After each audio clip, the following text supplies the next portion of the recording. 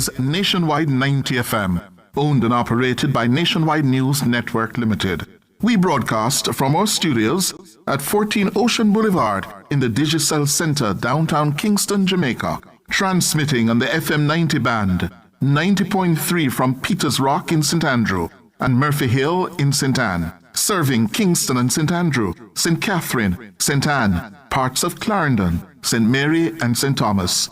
90.5 from Huntley in Manchester, transmitting to St. Elizabeth, Westmoreland, Manchester, Clarendon, rural St. Andrew and parts of St. Thomas. And 90.7 from Cooper's Hill in St. Andrew and Flower Hill in St. James, serving Westmoreland, Hanover, St. James, sections of Trelawney, Kingston, St. Catherine, Clarendon, St. Mary, Portland and St. Anne.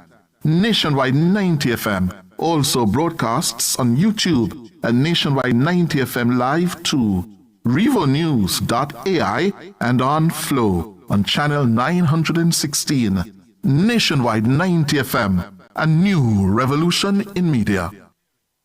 You're listening to Nationwide 90 FM. The time is 6 o'clock. From the studios of Nationwide Radio, morning radio the right way. It's Nationwide This Morning.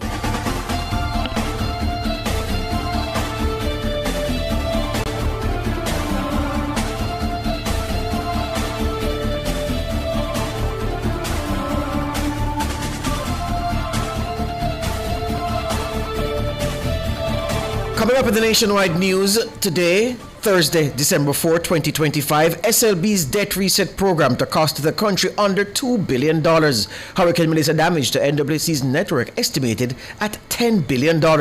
Tourism Minister says Montego Bay will reopen for business on December 15. In regional news, Trinidadian man charged after threatening to kill government senator in online posts. In international news, China and France pledge cooperation on global crises and trade. In sports, New Zealand crushed West Indies in first test. And in business, Venmo announces it's back up and running following widespread service outage.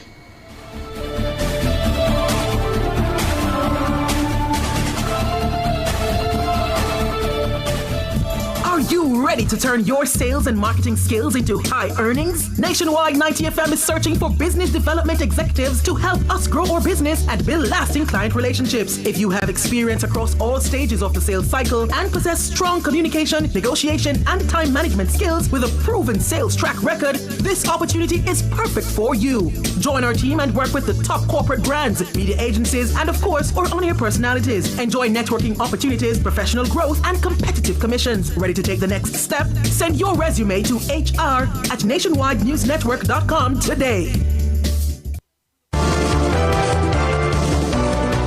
Catch the first news of the day. A comprehensive package of local, international, sports, and business news. The news at 6 on Nationwide 90 FM. Now to the details. Finance Minister Favour Williams says the debt reset program recently launched by the Students' Loan Bureau, SLB, will cost the country under $2 billion. The cost of all of this is $1.7 billion. However, I can report that the SLB has excess on their balance sheet because students had not been taking up the loan over these past 2 or 3 years. So that is what will be used to offset this cost. SLB borrowers in good standing will get a credit of $100,000 on their account. Borrowers can apply for the debt reset program through the SLB's website. The program marks the first commitment fulfilled from the JLP's 2025 election manifesto. Minister Williams says the initiative is intended to remove the stigma that has been historically associated with taking loans to finance tertiary education. It is important to me that we have, an accommodating SLB. We want people to know that the Student Loan Bureau is here to serve you. They're here to help to facilitate your journey through tertiary. And I want to get it into the psyche of our students who are looking at tertiary, that unless you are financially independent, chances are you're going to need some support from the Student Loan Bureau, or young people need to get a reset with regards to student loan and what it is that the government is trying to do to encourage more of them to be in tertiary institutions. Favour Williams, Finance Minister. Meanwhile, the Finance Minister is seeking to assure Jamaicans that despite the unprecedented impact of Hurricane Melissa, the Holness administration remains committed to fiscal discipline. This amid comments from several quarters that the government's biggest challenge will be how it manages spending. We still have the guardrails on in terms of the budget. Yes, we have more resources available to us, but it's not resources that we are going to spend willy-nilly. You still have to justify the spend. We know that we are in the relief phase. Alongside that, we are also doing reconstruction, recovery, and moving just steadfastly into the reconstruction phase. We are following a pace with other ministries as well, and I can tell you the discipline that existed pre-Melissa and years before is still here. On Tuesday, Minister Williams brought supplementary estimates to Parliament which show that the Holness administration intends to spend $29 billion more to fund the business of government. The budget approved for the 2025-26 fiscal year set a spending target of $1,260 billion. Minister Williams says she expects the economy to rebound within months. We are still in the relief phase. We have resources available to us in this fiscal year, into the next, and the next. We are expecting recovery in the next fiscal year. I can tell you that all ministries are working, all ministers are working as hard as they can to get their respective industries back up and running. Yes, we understand it's going to take some time, but we are here as the driver of this recovery. Favour Williams, Finance Minister, speaking on Nationwide at 5 on Wednesday. The Jamaica Public Service Company, JPS, is set to receive a slice of the near $7 billion funding package announced for Jamaica by a group of the world's leading multilateral partners on Monday. Finance Minister Favour Williams told the House of Representatives on Tuesday that those funds, combined with the $150 million loaned to JPS by the government, puts the Lighted Power Company on track to complete its power restoration work.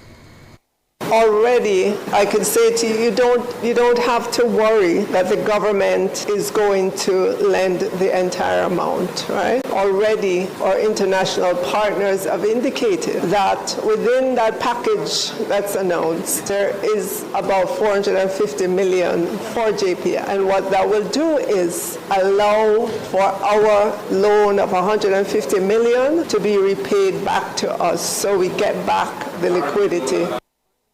Favour Williams, Finance Minister. The National Water Commission, NWC, is reporting that preliminary damage to their network amounts to $10 billion. Director General of the Office of Utilities Regulation, OUR, Ansred Hewitt, provided an update on NWC's restoration efforts at Wednesday's meeting of Parliament's Public Administration and Appropriations Committee, PAAC. The estimate of damage is essentially $10 billion, and that they need to spend $4.65 billion in the first 3 months. So they have gone 2 months already, and another $5.25 billion. Hewitt highlighted what he considers a regulatory hurdle for the water company. He says NWC has called for a suspension of the required payments into the K-Factor Fund alongside a $2 billion drawdown from the instrument. The OUR boss says the regulator is minded to oblige. We have what is called the K-Factor, which really is a facility that is to deal with leakages primarily and energy efficiency. That facility, NW is seeking to tap fund from it. Well, there are two ways it works. There is a charge that is applied to customer bills at the end of for each month, and that charge goes into the K-Factor Fund. NWC has asked that in light of the recovery costs, that we allow them to not put that portion into the K-Factor Fund over a 6-month period, I think it is. That will help to fund some of the restoration. The K-Factor has over $5 billion, and NWC has asked for immediate access to $2 billion in that. So that's something that we're looking at, and I think we're disposed to. Ansred Hewitt, Director General of the Office of Utilities Regulation. And the NWC has acquired 12 new trucks to support the restoration of water services to communities worst impacted by Hurricane Melissa. The trucks were acquired at a cost of $199 million. Addressing the handover ceremony earlier this week, Prime Minister Dr. Andrew Holness said the units were procured in just 2 weeks. We've had some very serious droughts for the last 4 or 5 years, and we have had to be scurrying to respond, which is why we had decided to increase the internal capacity of the NWC to have these water trucks. These water trucks, therefore, will serve the initial and immediate need, which is to provide water to those persons affected by the hurricane. But we will maintain them because we know that we're going to have a potentially serious drought following on early next year when we enter the dry season. And so these trucks will come in handy. Prime Minister Dr. Andrew Holness. 3 of the units will be deployed to serve Manchester and St. Elizabeth. Another 3 will serve Hanover and Westmoreland. 2 trucks will be deployed to St. James and Trelawney, and 2 to St. Anne and St. Mary. 1 unit will be used in Kingston, St. Andrew and St. Thomas, with the other set to serve Clarendon and St. Catherine.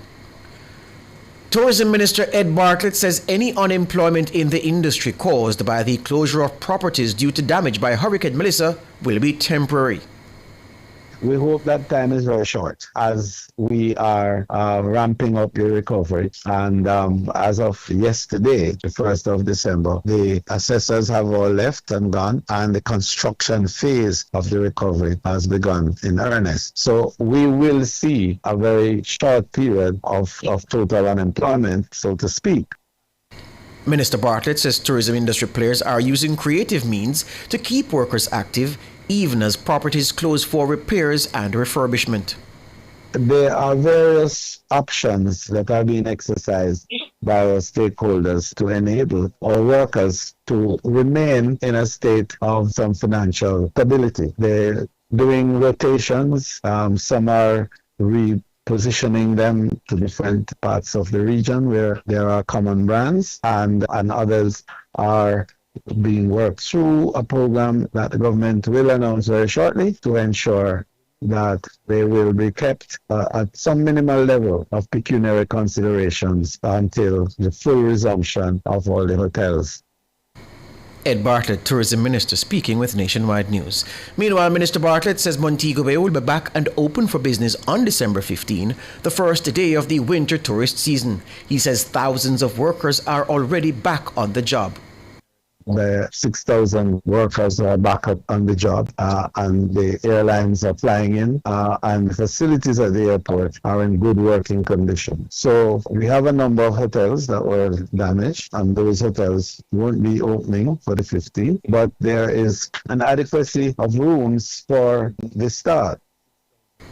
Ed Bartlett, Tourism Minister. Director of the Firearms and Narcotics Investigation Division, FNID, Acting SSP Patray Rowe, says the police are observing a trend where Jamaicans who would not be thought of as being involved in criminality are actively engaged in the trafficking of illegal guns. A number of persons who are not your likely criminals are involved in firearm traffic for the commercial value of it. So people who don't have criminal record, who have never been, who people think are good, law-abiding neighbors, are involved in the trafficking of firearms, and they are seeing it as just a hustle, just another business, just another commodity for sale. And that is a worrying trend for us, to say that there are Jamaicans who have lost the sensitivity towards the issue of firearm and the deadly nature of this weapon, so much so that they are willing to sell it in a nonchalant way for profit.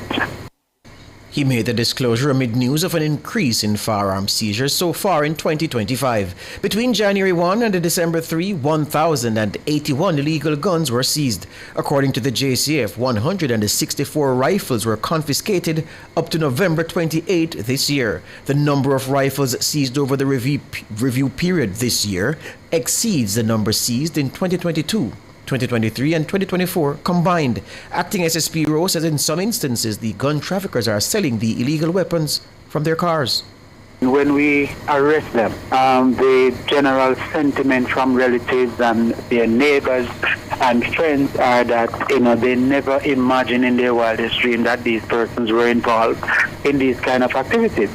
So based on the antecedents, normally criminals have a profile, traffickers have a profile, but when we look into the background of some of these people, they have never come up on the police radar, but they are in the business of selling firearms from the privacy of their home. From their cars, and they see it as just another means of making money. Acting SSP Patrick Rowe, head of FNID, he was speaking on Nationwide at 5 on Wednesday. Meanwhile, Acting SSP Rowe says there are hundreds of police personnel whose main job is to find and seize illegal weapons. One of the major contributors is that there is significant effort by the Jamaica Constabulary Force in terms of operational output. So with almost 300 officers dedicated primarily to aim to interdict firearms, certainly that has contributed to 45% of the total number of firearms seized for this year. And in addition to the Jamaica Constabulary Force strategy, particularly focused veteran strategy, we have seen the additional 55% total seizure from operational output because of the significant work that is being done by the division. Acting SSP Patrick Rowe, Director of the Firearms and the Narcotics Investigation Division, FNID, of the Jamaica Constabulary Force.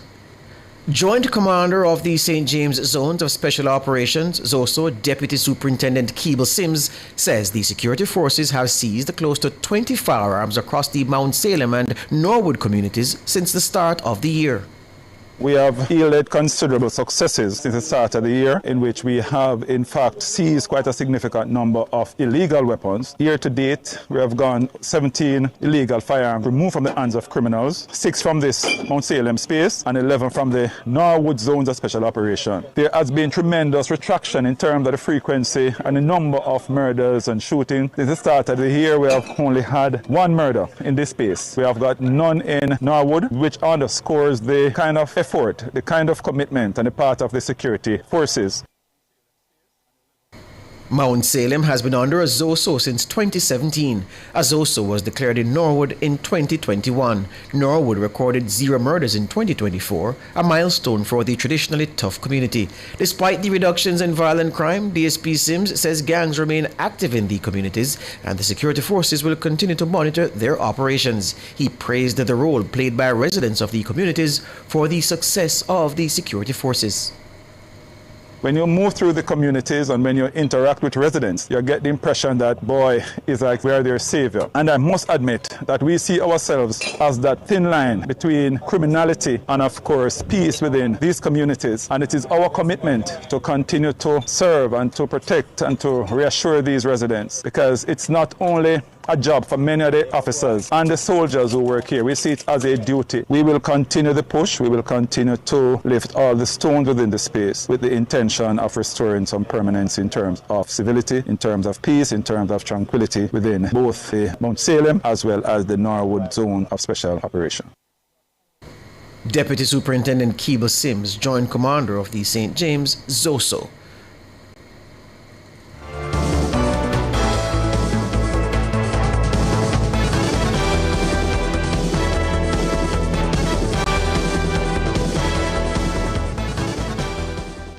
Benjamin's is flavoring the holidays. Shop, scan, and win your share of over 1.5 million in prizes. Bake it, cook it, mix it. Benjamin's will flavor it. The time our Benjamin's Flavor the Holidays promotion is 6/17. Hardware shoppers, enjoy 2 whole days of super savings on Monday, December 8 and Tuesday, December 9. Request quote at stewartshardware.com or message on WhatsApp, Facebook, or Instagram with order and contact. We'll process on sale days. Best value, customer first.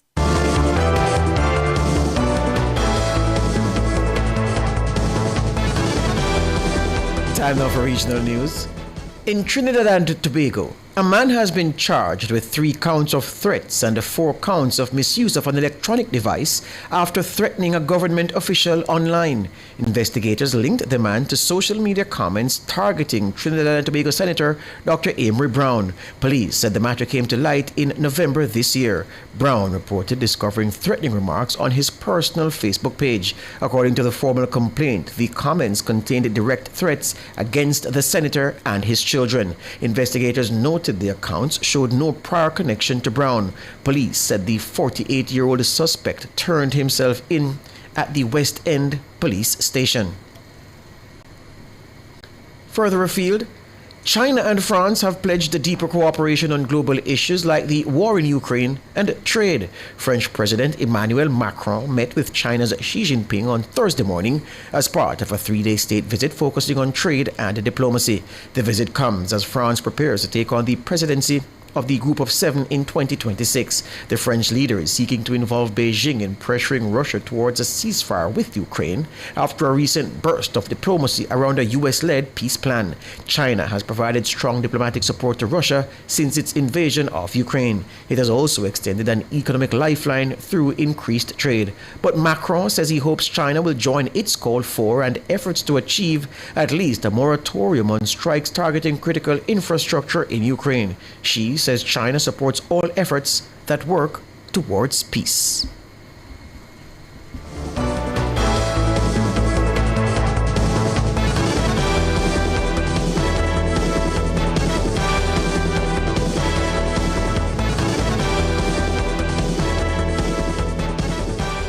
Deposit you make with iSave is more than just saving money. It's a key to winning a brand new home. That's right. Every $25,000 you deposit into your iSave account is another chance to win big. Win quarterly cash prizes of $150,000 or the grand prize, a brand new home of your own. Keep saving every month and your entries keep growing just like your balance. And all entries stay in for the grand draw. Open your VM iSave account today. VM iSave is the key to your winning future. Authorized under Section 58(3) of the Betting, Gaming and Lotteries Act. Conditions apply. For all your electrical needs, visit ABC Electrical Sales. They stock a wide variety of electrical supplies including plugs, switches, panel boards and conduits, plus energy-saving fixtures. ABC Electrical Sales stocks brands like GE, Siemens, Philips, Cutler Hammer and Allen Bradley. They also offer free island-wide delivery just to suit your needs. Visit them at Shop 8, Hagley Park Plaza, Kingston 10 or call 876-754-3714-5 or 876-754-3825-8. ABC Electrical Sales for a better choice in the electrical business.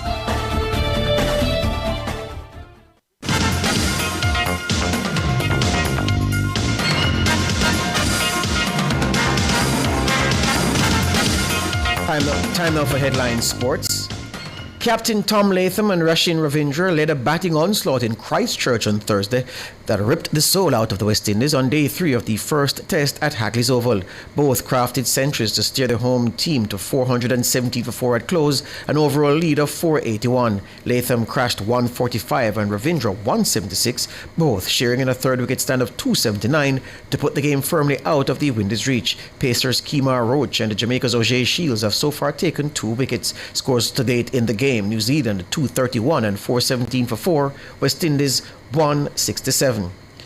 And an update on the second Ashes test between Australia and England. England's first innings in that second test has just ended. 317 for 9.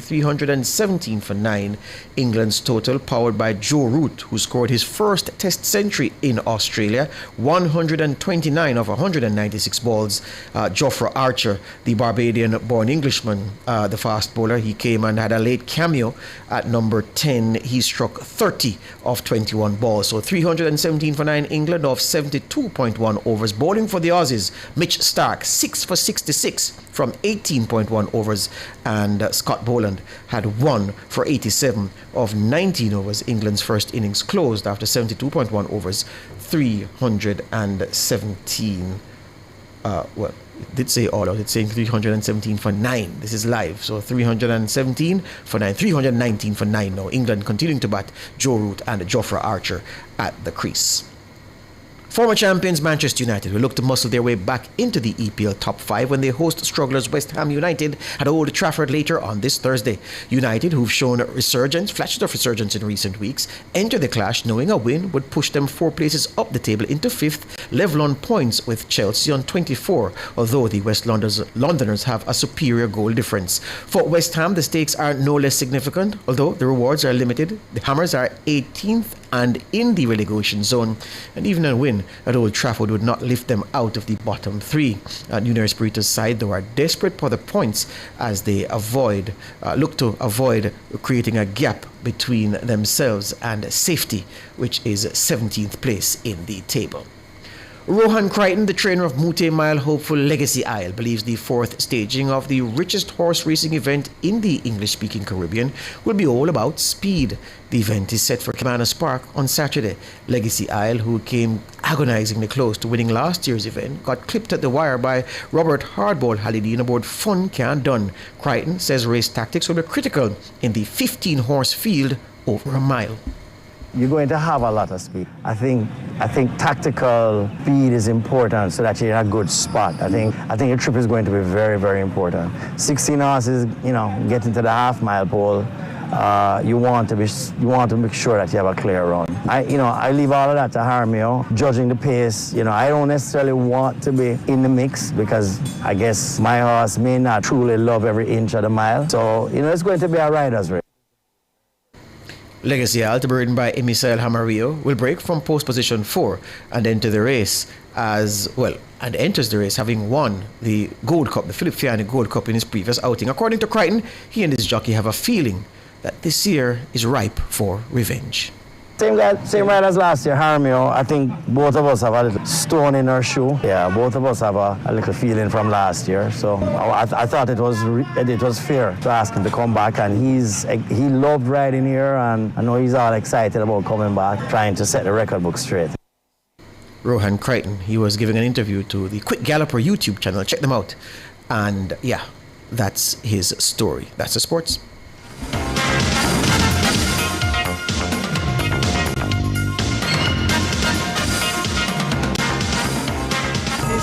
Is the time. Digital is gifting smiles. Gift a smile, gift a smile, gift a smile. 64 people to win a grand prize.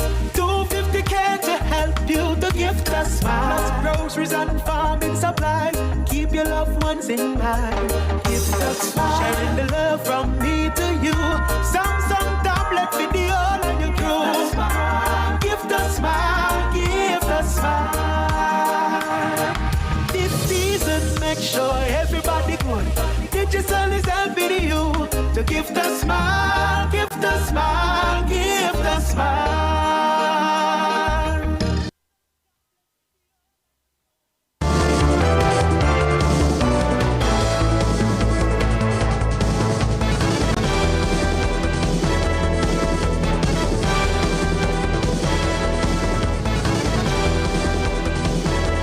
Time now for business news. The Urban Development Corporation UDC says it's on track to hand over lots in the Raintree Commercial Complex by July 2026. This brings the project closer to facilitating the creation of more than 2,000 short-term jobs and, upon completion, support over 5,000 long-term jobs across diverse industries. The Raintree Complex is located on the Mandela Highway in Ferry Pen, St. Catherine. UDC says there has been strong investor uptake in the complex, with almost 50% of lots already under active advanced transaction. Ground was broken for the complex in April 2025. UDC Chairman Norman Brown says the development demonstrates the corporation's commitment to facilitating economic empowerment for Jamaican people and businesses. The Raintree Commercial Complex is set to transform 108 acres of prime land into a hub for light industrial activity and commercial enterprise. The development will feature 69 fully serviced subdivided lots supported by a modern, high-quality infrastructure. The layout also incorporates green spaces, and protected environmental zones. Popular payment app Venmo announced last Thursday an issue which took it offline had been fixed and that it was back in operation. Down Detector, a website that tracks online outages, showed reports that problems began spiking about 6:30 p.m. Eastern Standard Time on Wednesday. Many people posted on social media about experiencing problems with the service, including some who said they were unable to pay for medication or buy dinner. Venmo said Wednesday night on X it was working on a fix. The company didn't provide any additional details about what caused the problem or how it was fixed. Venmo had 92 million active users as of the end of 2024. In foreign exchange trading this morning, the Jamaican dollar will open against the benchmark US currency, selling for an average $161.26. Against the Canadian, the Jamaican will open trading at an average $115.62. And finally, the Jamaican dollar will begin selling for an average $213.10 against the British pound. That's business this morning. Don't know what.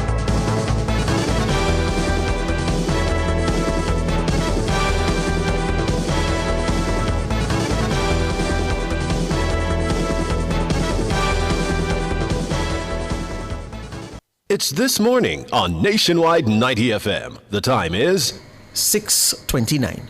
The Sagicor Bank Biz Fair is back. 2 days of super deals. Kingston Biz Fair. Come shop Christmas gifts and more. Thursday, December 11, 10 a.m. to 5 p.m. Sagicor Bank Parking Lot, 17 Dominica Drive. Montego Bay Biz Fair. Let's help SMEs rebuild as you shop for Christmas. Saturday, December 13, 10 a.m. to 3 p.m. Harmony Beach Park. Use your Sagicor Bank MasterCard for exclusive discounts all day. Hardware supplies, household items, solar products, and so much more. Powered by MasterCard. Are you ready to turn your sales and marketing skills into high earnings? Nationwide 90 FM is searching for business development executives to help us grow our business and build lasting client relationships. If you have experience across all stages of the sales cycle and possess strong communication, negotiation, and time management skills with a proven sales track record, this opportunity is perfect for you. Join our team and work with the top corporate brands, media agencies, and of course, our on-air personalities. Enjoy networking opportunities, professional growth, and competitive commissions. Ready to take the next step? Send your resume to hr@nationwidenewsnetwork.com today.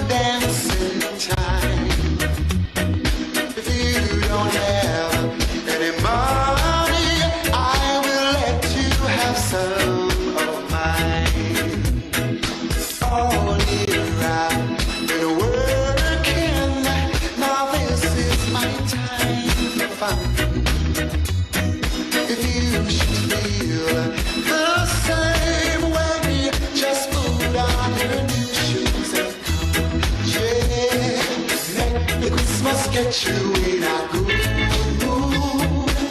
Let the Christmas get you feeling fine. Put on your dancing shoes and come with me tonight. We're gonna rock till broad daylight. Make the Christmas get you in a good mood. Make the Christmas get you feeling fine. Put on your dancing shoes and come with me tonight. We gonna rock till broad daylight. Oh, bounce a little bit, okay, bounce a little bit, man.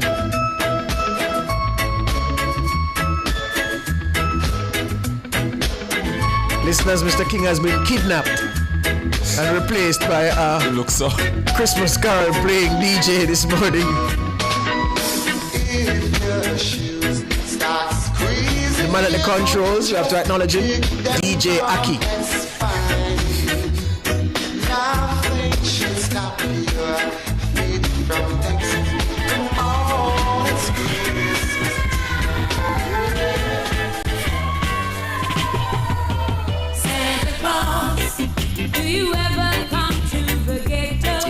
All right, I think we can come as Carleen Smith drops this classic number.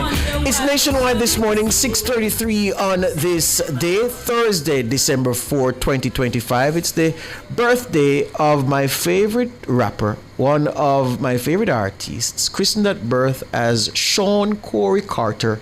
The world knows him as Jay-Z, the Jigga Man. Good morning, Saeed Bernard. Good morning to all my friends, all our friends in the YouTube chat, driving, whatever. Well, Saeed will do that part. I'm not intruding on his territory. But good morning to everyone listening to us and the ladies in the YouTube chat who've been giving me a lot of love this morning. I say, ladies, don't quarrel, don't fight. There's enough of George to go around. Right? So, calm yourselves, take your medicament and calm yourself. Might I ask why they give you the love this morning? They give me love every morning, but it's an excess amount of love. It's an excess amount of love this morning. What's the factor for that? You'd have to ask them. Oh, I need some answers. Well, and again, listen, I was raised never discuss relations or dealings between yourself and women. Never. Yeah, that's a golden rule. So what I was taught from a boy, what happens with you and women, that I fool the business. Yes. Nobody else needs to know. Right. There you go. Top of the morning to our listeners, viewers, wherever you are, whatever you're doing. Yeah. A lot of you have your tea already and your coffee, but for those of you going to work or dropping the kids to school, top of the morning to you. Yes, I have no kids to drop to school. I just came to work, so top of the morning to me too. Yeah, you're a good judge. Enough like you. Yeah, and nothing wrong with that. Big up yourself, I cannot make any comment on that one. But on my mind this morning, George, is how we're recovering from Hurricane Melissa, and I am certainly happy that financing is available to the tune to cover exactly what the damage has been measured to be. Well, it's a little bitty gap. Yeah, just a small gap. Yeah. But in the grand scheme of things, George, it's par and par. What you say is true. Yeah. But I've been thinking about some other things that we could do, creatively, in order to help even some of our most vulnerable people in our society. And in the wake of the hurricane, communities like from St. Mary to Clarendon, they also got damages. And when you speak to seniors, I saw a feature with a senior and their house being damaged. When you look at that, in which parish? In St. Mary. Okay. But I imagine right across the island, George, there are seniors who they have not totally lost their home. They're just experiencing some damage. Mm-hmm. And sometimes past when legislation was being debated, my mentor, King's Counsel Champagne, he came about and he spoke about reverse mortgage. And so I did a little more digging with it. Mm-hmm. And I wondered to myself, how exactly do we help our elderly to recover, rebuild, and fortify their homes without pushing them into financial hardship? And I want to help to push that conversation on one possible tool, which is the reverse mortgage.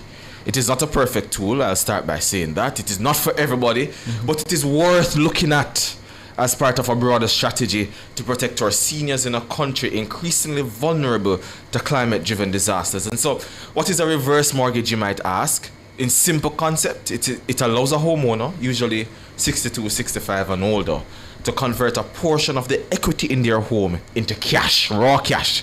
There are no monthly loan payments. The loan is repaid only when the homeowner moves, sells the property, or passes away. And in a country where many seniors have homes, but very little monthly income, this could actually unlock resources that were once trapped in what you'd call, George would say, brick and mortar. Yes. So why is this relevant after Hurricane Melissa? Well, many of our seniors are asset rich and cash poor. They have the family home, they have the land, they've worked all their lives, but when disaster strikes and the roof is gone, or the foundation becomes a bit shaky, they simply do not have the savings to rebuild it. And this is where the reverse mortgage could help, giving them access to fund their repair, their retrofitting, their climate proofing without taking on the burden of monthly payments. Imagine if the government developed a national reverse mortgage program designed specifically for disaster resilience, with strict guardrails, of course, transparent oversight, and senior-friendly protections. Such a program could provide low-interest reverse mortgages or even government-backed guarantees to ensure that seniors could access funds safely and affordably. So, even though there are benefits to it, you have to acknowledge that there is some risk. Yeah, it is still a loan. It must be repaid eventually. It reduces the equity to the heirs. And sometimes if there are no proper safeguards, then seniors could be left vulnerable, paying high fees, dealing with aggressive lenders, or facing foreclosure if property taxes, home insurance, etc. fall behind. But this is why, Jamaica, if we're going to entertain reverse mortgages as part of a disaster recovery tool, then we can put strong guardrails in place. We need clear caps on fees, for example, interest rates, so seniors are not exploited. And of course, you have to give the seniors mandatory financial counseling, ensure that they understand what exactly they're getting into. And then after that, I would suggest that you have a post-disaster grace period, which is written into law, so that seniors' homes that are damaged by a hurricane, drought, flood, they should have some time without penalty to get repairs underway before any loan obligations seem to threaten their housing security. And of course, brilliantly, the government could tie the reverse mortgage funds to home fortification standards. In other words, if you access the program as a senior citizen, part of the loan must be used to strengthen the roof. Part of it must be used to improve drainage, upgrade electricals, and install, for example, hurricane shutters. So this ensures that the house is safe and more resilient, especially in light of the fact that we are expected to get more hurricanes. So there you have it, ladies and gentlemen. The truth is that hurricanes they're not going to stop coming. And climate change is certainly not slowing down. What we saw with Hurricane Melissa, it certainly is not a one-off occurrence. It is a preview of what the next decade might actually look like. And our elderly, mothers, fathers, grandparents, neighbors, I submit to you this morning, should not be left to face these storms alone or in unsafe houses that they simply cannot afford to fix. So I am not here today to say that reverse mortgages are the magic answer.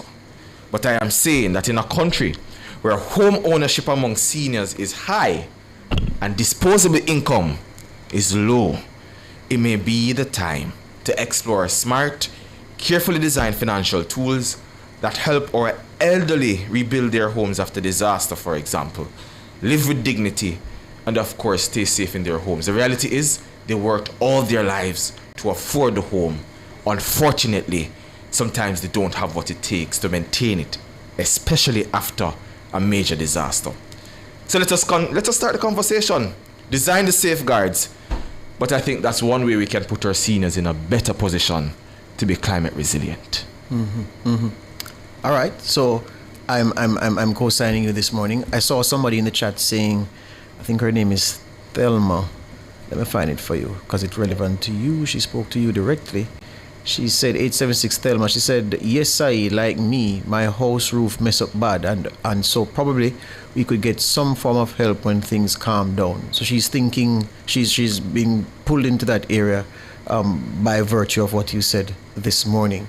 And let me ask you though, some people are saying, well, some people may be reluctant to do so because they want to leave the homes for their houses and they don't want to compromise that rite of passage, that such an expensive piece of property. Perhaps for most people, their home is the most expensive property they own.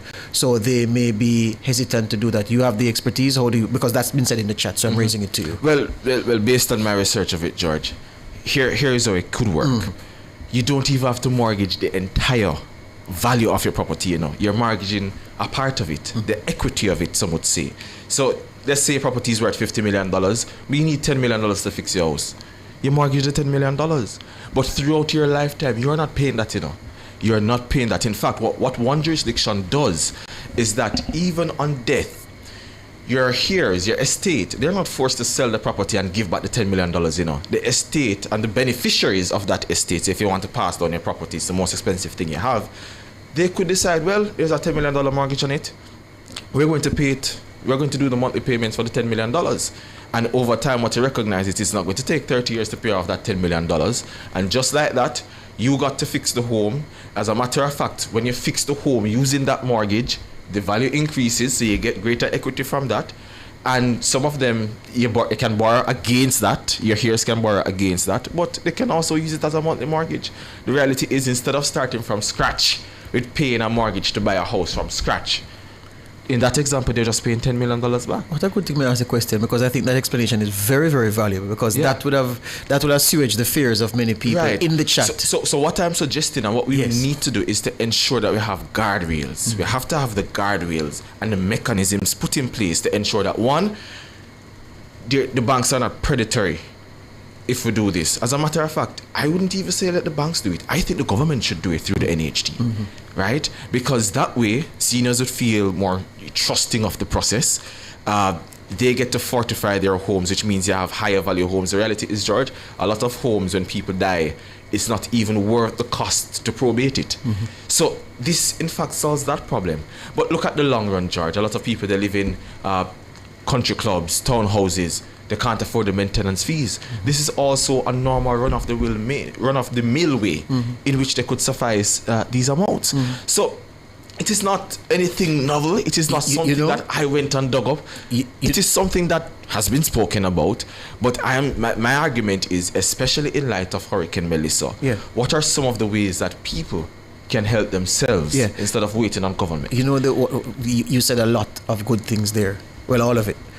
The part that will stick, I think, with most people is the part you mentioned, that you don't have to go the whole hog, the whole value. You can do, if you as you say, if you value 50 and you want 10, then you mortgage 10. It's what is the cash that you want. Yeah, I think most people you will don't say, have to you're not mortgaging the entire home. It's what is the amount of cash that you need. And the beauty about it is, you're 80 years old, you've worked hard in your entire life, you finally pay off your mortgage. You can get this cash and you're not paying monthly payments for the rest of your life. There you go. Council has spoken. Yeah, it is food for thought. Yeah, if it's something that you never understood before, I'm hoping that Saeed brought you to some level of understanding, and at least it's something that you can think seriously about and seek even more information. And I think it's something that the government really should think about. And I think with the necessary guardrails, George, it could work. Very well. I think it could work.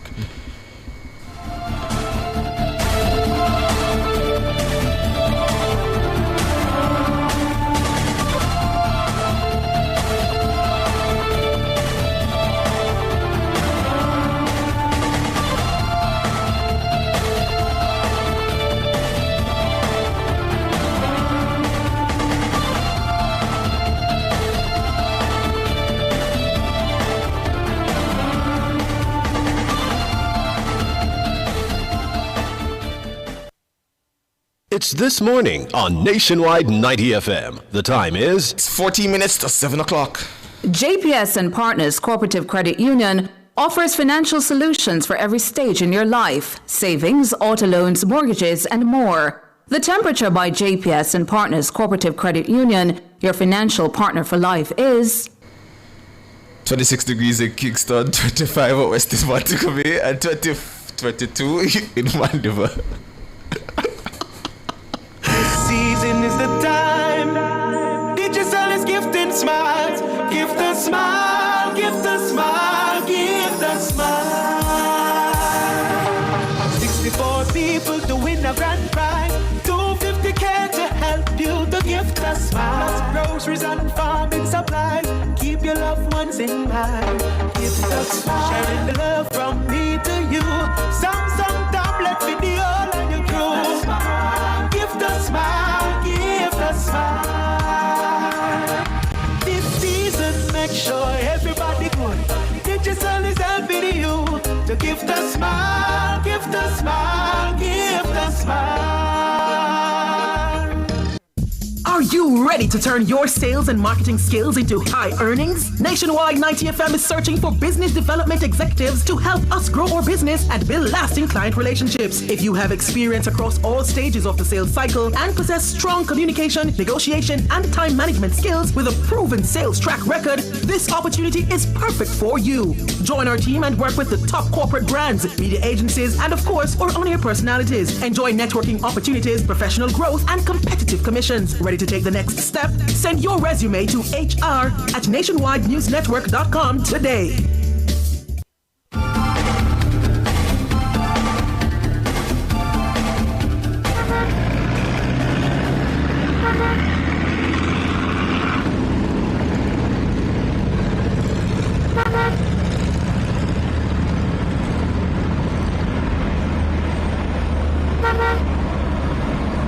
Minutes. Hold on before you go further. I think I said my friend and sister Gillian Horton is reminding me, George, you said Carleen Smith when you were talking about the Christmas card.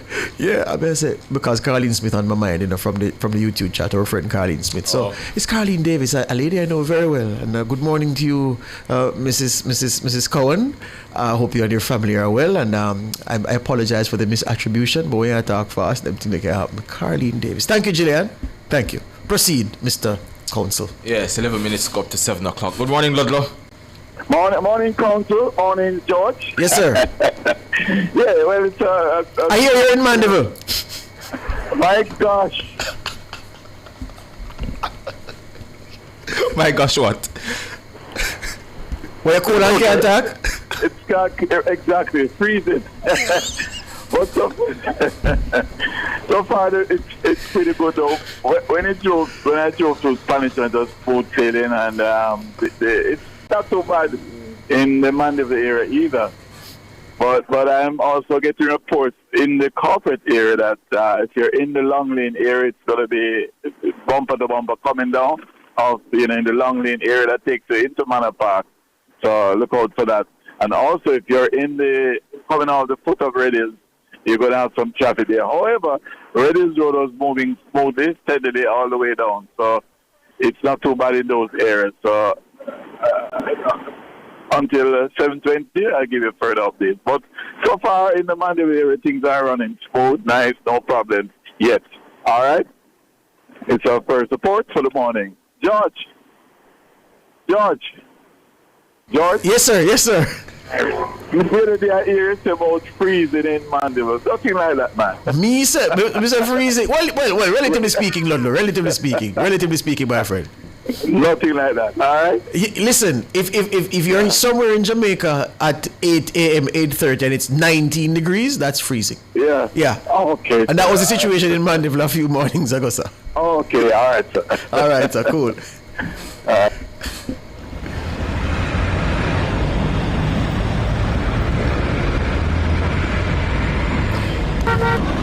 Your word of the day is spelled Fulgurate.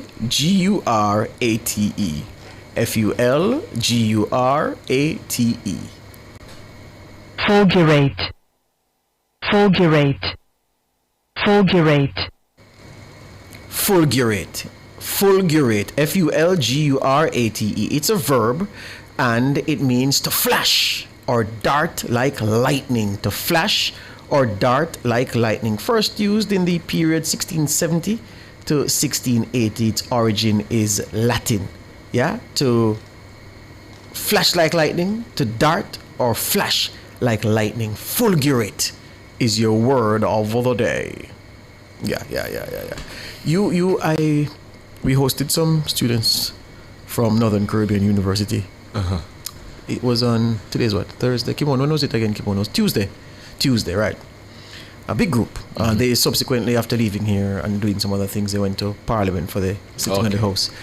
And so we hosted them in the main TV studio, which is like a mug. Of course. Cold. All your blood freezing. Like it a freeze up, yeah?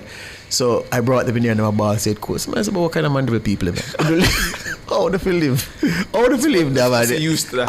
And that about cool. Leave that with our people, you understand? Speaking of that, I see several people in the chat. I saw Dahlia Shirley says, when you started here, what's on my mind? Saying that She was listening to us as she walks into her cold office in Brooklyn. Let me tell you, all of you North American residents listening to us this morning, our heart goes out to you. Yeah, all we can say to you is, boy, supplico warm tea. That's the only thing we can say, because we know what you're going through in places like New York City and elsewhere. But I think they get used to it after a while, no? But no, man, them complain every morning. Them complain every morning about them cold. Yeah. People say, boy, I can't wait for Christmas, come and buy me ticket and come me and couldn't out. So they are feeling the frost. And we hope that we can keep you warm and keep you entertained and inform you at the same time, and that you can get about your business with at least a feeling of a pleasant feeling. Yeah, but supplico warm tea, it always works. Well, up next, we have your features. At the top of the hour, we have the news.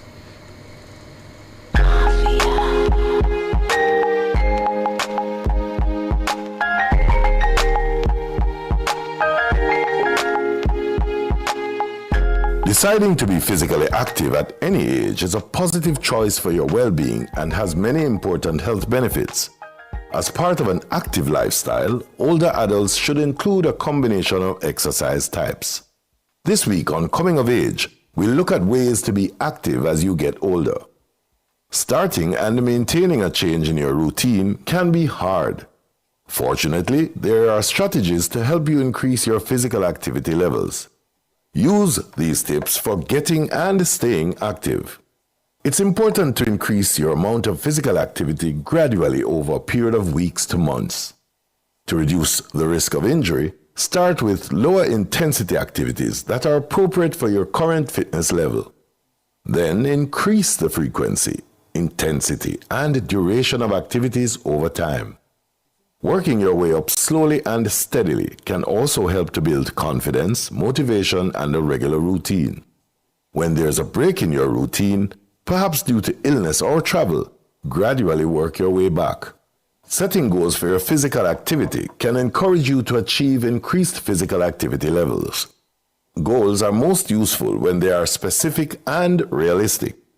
This method can help update a general goal, such as increasing physical activity, into a measurable and actionable goal, such as to go for a 10-minute walk 3 times per week. Be sure to review your goals regularly as you make progress. Older adults may face barriers that prevent them from being physically active. Some people don't know about or have access to safe places to be active.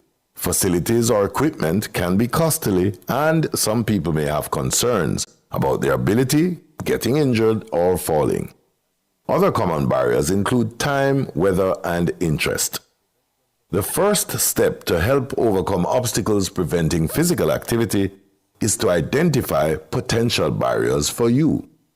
Problem solving, potentially with advice from a doctor or fitness professional, can help address the identified barriers with specific solutions.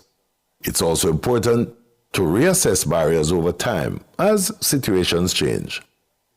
Group-based physical activity, such as exercise classes or walking groups, not only gets you moving, but also provides opportunities for social engagement, friendship, and emotional support. Social support from friends and family can increase motivation and be a key part of success for older adults working towards increasing their activity levels. Encouragement and interaction work well with physical ability and activity. As part of moving more and sitting less each day, older adults should engage in a variety of activities. This approach can make activity more enjoyable and may reduce the risk of overuse injury. Older adults are also recommended to include a combination of aerobic, muscle strengthening, and balance activities each week. Activity can be done through exercise, chores, errands, walking or biking for transportation, or leisure time physical activity. For example, playing pickleball with friends, taking the stairs, doing work on the yard, swimming, dancing, carrying groceries, helping with caring for the grandchildren. Consider trying both indoor and outdoor activities. Finding multiple ways to build enjoyable activity into your life and participating in activities you enjoy as you age can offer opportunities to increase physical activity. That's all for Coming of Age. Until next time.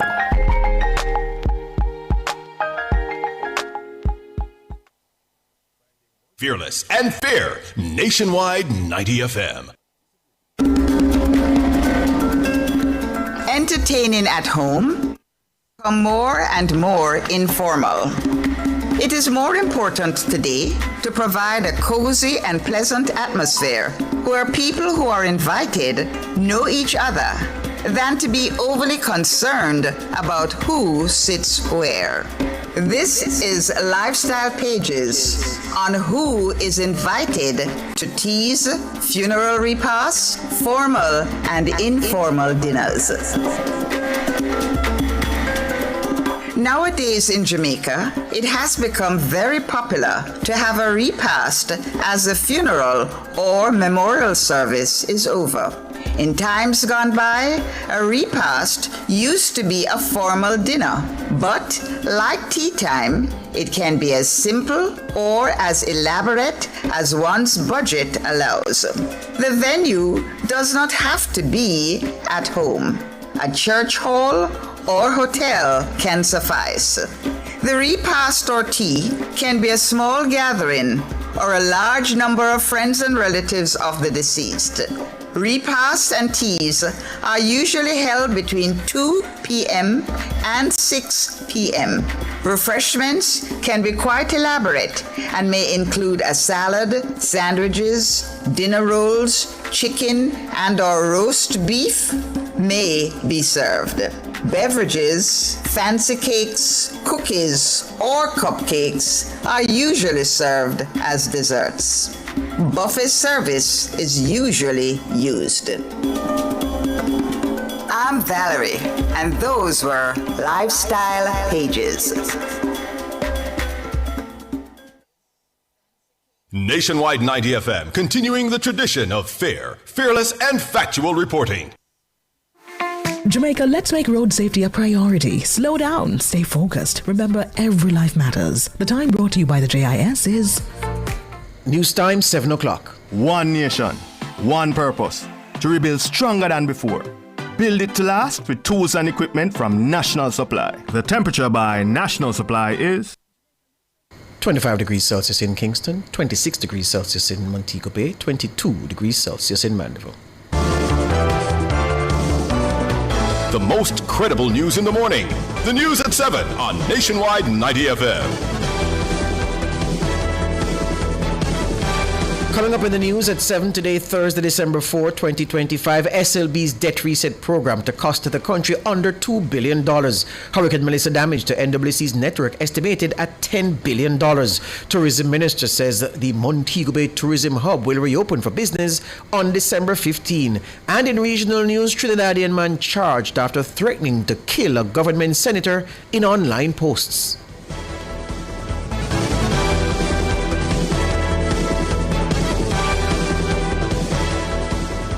If it's news, it's got to be Nationwide 90 FM.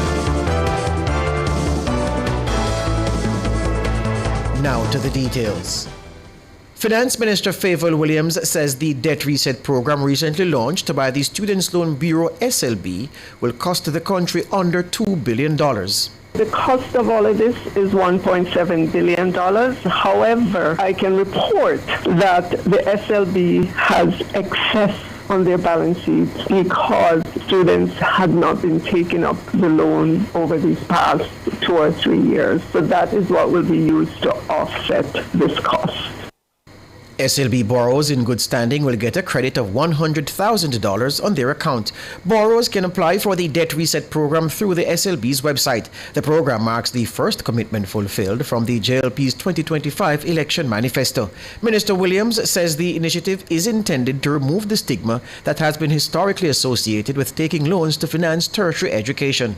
It is important to me that we have, an accommodating SLB. We want people to know that the Student Loan Bureau is here to serve you. They're here to help to facilitate your journey through tertiary. And I want to get it into the psyche of our students who are looking at tertiary, that unless you are financially independent, chances are you're going to need some support from the Student Loan Bureau. Or young people need to get a reset with regards to student loan and what it is that the government is trying to do to encourage more of them to be in tertiary institutions.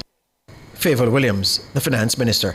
Meanwhile, Minister Williams is seeking to assure Jamaicans that despite the unprecedented impact of Hurricane Melissa, the Holness administration remains committed to fiscal discipline.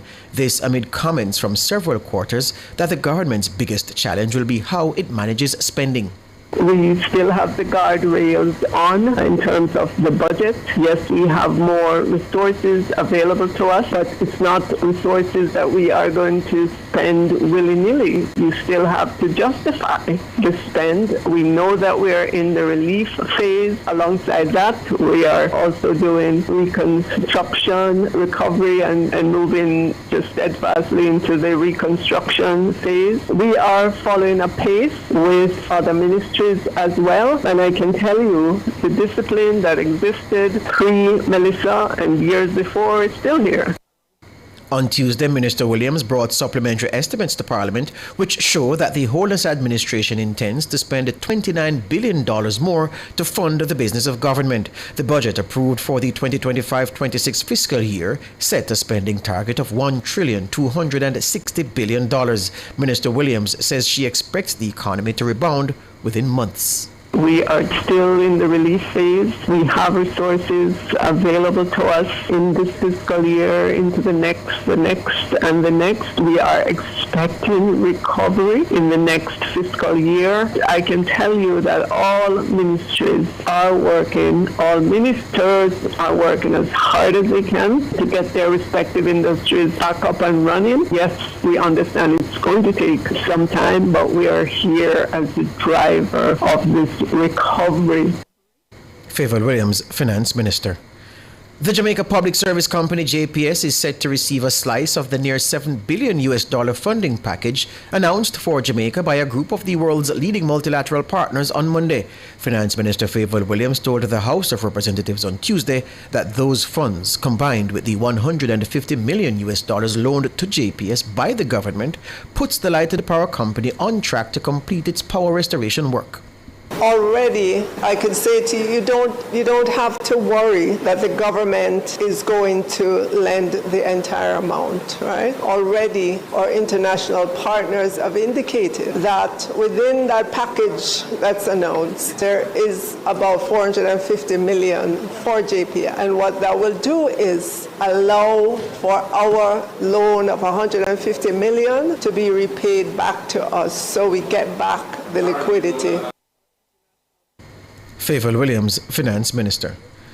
The National Water Commission NWC is reporting that preliminary damage to its network amounts to $10 billion. Director General of the Office of Utilities Regulation, OUR, Ansard Hewitt, provided an update on NWC's restoration work at Wednesday's meeting of Parliament's Public Administration and Appropriations Committee, PAAC.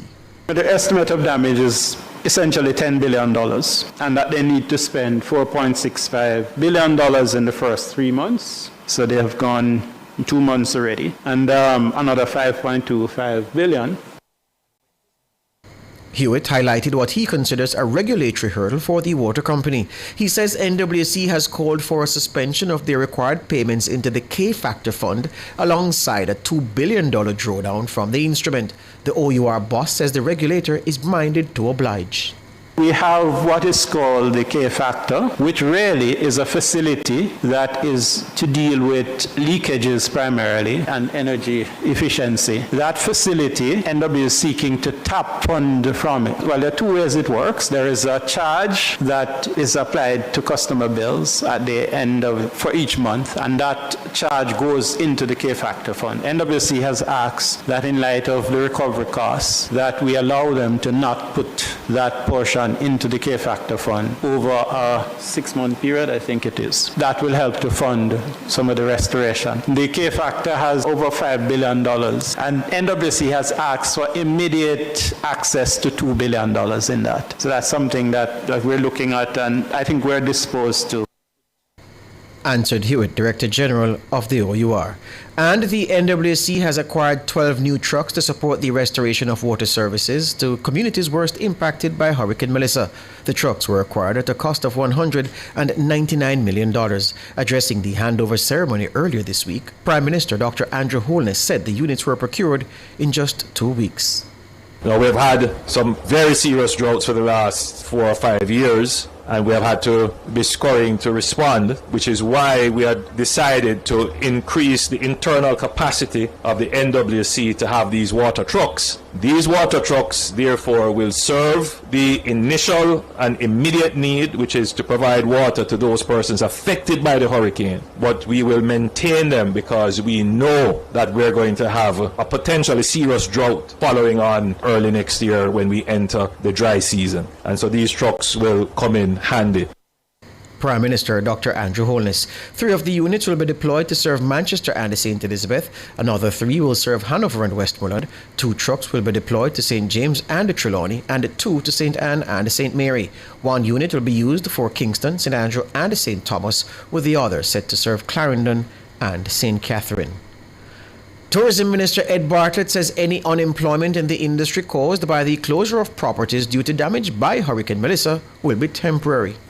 We hope that time is very short as we are ramping up the recovery. And as of yesterday, the 1st of December, the assessors have all left and gone, and the construction phase of the recovery has begun in earnest. So we will see a very short period of total unemployment, so to speak. Minister Bartlett says tourism industry players are using creative means to keep workers active even as properties close for repairs and refurbishment. There are various options that are being exercised by our stakeholders to enable our workers to remain in a state of some financial stability. They're doing rotations. Some are positioning them to different parts of the region where there are common brands, and others are being worked through a program that the government will announce very shortly to ensure that they will be kept at some minimal level of pecuniary considerations until the full resumption of all the hotels. Meanwhile, Minister Bartlett says Montego Bay will be back and open for business on December 15, the first day of the winter tourist season. He says thousands of workers are already back on the job. The 6,000 workers are back up on the job, and the airlines are flying in, and the facilities at the airport are in good working condition. So we have a number of hotels that were damaged, and those hotels won't be opening for the 15th, but there is an adequacy of rooms for the start. Ed Bartlett, Tourism Minister. Director of the Firearms and Narcotics Investigation Division, FNID of the Jamaica Constabulary Force, acting SSP Patrero, says the police are observing a trend where Jamaicans who would not be thought of as being involved in criminality are actively engaged in the trafficking of illegal guns. A number of persons who are not your likely criminals are involved in firearm traffic for the commercial value of it. The people who don't have criminal record, who have never been, who people think are good, law-abiding neighbors, are involved in the trafficking of firearms, and they are seeing it as just a hustle, just another business, just another commodity for sale.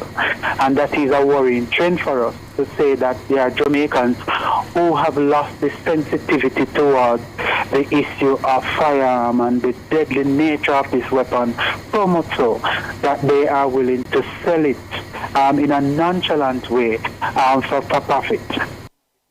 He made the disclosure amid news of an increase in firearm seizures so far in 2025. Between January 1 and December 3, 1,081 illegal guns were seized. According to the JCF, 164 rifles were confiscated up to November 28 this year. The number of rifles seized over the review period this year exceeds the number seized in 2022, 2023, and 2024 combined. Acting SSP Rowe says in some instances, the gun traffickers are selling the illegal weapons from their cars. When we arrest them, the general sentiment from relatives and their neighbors and friends are that, they never imagined in their wildest dream that these persons were involved in these kind of activities. So based on the antecedents, normally criminals have a profile, traffickers have a profile, but when we look into the background of some of these people, they have never come up on the police radar, but they are in the business of selling firearms from the privacy of their home. From their cars, and they see it as just another means of making money. Meanwhile, acting SSP Petrero says there are hundreds of police personnel whose main job is to find and seize illegal guns. One of the major contributors is that there is significant effort by the Jamaica Constabulary Force in terms of operational output. So with almost 300 officers dedicated primarily to aim to interdict firearms, certainly that has contributed to 45% of the total number of firearms seized for this year. And in addition to the Jamaica Constabulary Force strategy, particularly focused veteran strategy, we have seen the additional 55% total seizure from operational output because of the significant work that is being done by the division. Acting SSP Petrero, Director of the Firearms and Narcotics Investigation Division, FNID, of the Jamaica Constabulary Force. Joint Commander for the St. James Zones of Special Operations, ZOSO, Deputy Superintendent Keeble Sims, says the security forces have seized close to 20 firearms across the Mount Salem and Norwood communities since the start of the year. We have yielded considerable successes since the start of the year, in which we have, in fact, seized quite a significant number of illegal weapons. Year to date, we have gone 17 illegal firearms removed from the hands of criminals, 6 from this Mount Salem space, and 11 from the Norwood Zones of Special Operation. There has been tremendous retraction in terms of the frequency and the number of murders and shootings. Since the start of the year, we have only had 1 murder in this space. We have got none in Norwood, which underscores the kind of effort, the kind of commitment on the part of the security forces. Mount Salem has been under a ZOSO since 2017. A ZOSO has been in effect in Norwood since 2021. Norwood recorded 0 murders in 2024, a milestone for the traditionally tough community. Despite the reductions in violent crime, DSP Sims says gangs remain active in the communities and the security forces are remaining vigilant. He praised the role played by residents of the communities for the success of the security forces. When you move through the communities and when you interact with residents, you get the impression that, boy, is like we are their savior. And I must admit that we see ourselves as that thin line between criminality and, of course, peace within these communities. And it is our commitment to continue to serve and to protect and to reassure these residents, because it's not only a job for many of the officers and the soldiers who work here. We see it as a duty. We will continue the push. We will continue to lift all the stones within the space with the intention of restoring some permanence in terms of civility, in terms of peace, in terms of tranquility within both the Mount Salem as well as the Norwood Zone of Special Operation. Deputy Superintendent Keeble Sims, Joint Commander for the St. James ZOSO. An item of regional news now. In Trinidad and Tobago, a man has been charged with 3 counts of threats and 4 counts of misuse of an electronic device after threatening a government official online. Investigators linked the man to social media comments targeting Senator Dr. Amory Brown. Police say the matter came to light in November this year. Brown reported discovering threatening remarks on his personal Facebook page. According to the formal complaint, the comments contained direct threats against the senator and his children. Investigators note the accounts showed no prior connection to Senator Brown. Police say the 48-year-old suspect turned himself in at the West End police station. Further afield, French President Emmanuel Macron met with China's Xi Jinping on Thursday morning as part of a 3-day state visit focusing on trade and diplomacy. The visit comes as France prepares to take on the presidency of the Group of Seven in 2026. The French leader is seeking to involve Beijing in pressuring Russia towards a ceasefire with Ukraine after a recent burst of diplomacy around a US-led peace plan.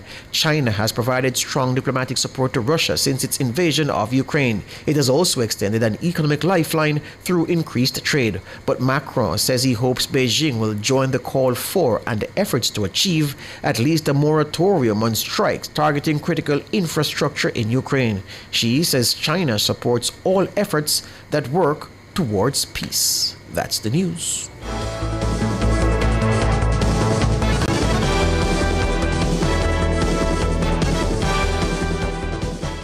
Sign up for the JN Money Card. It's safe, convenient, and free. The time by JN Money is 7:17.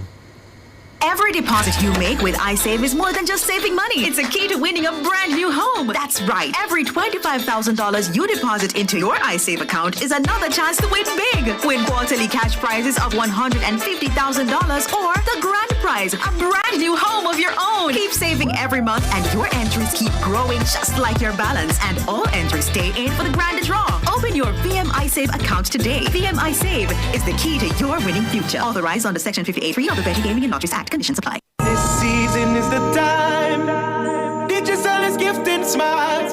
Gift a smile, gift a smile, gift a smile.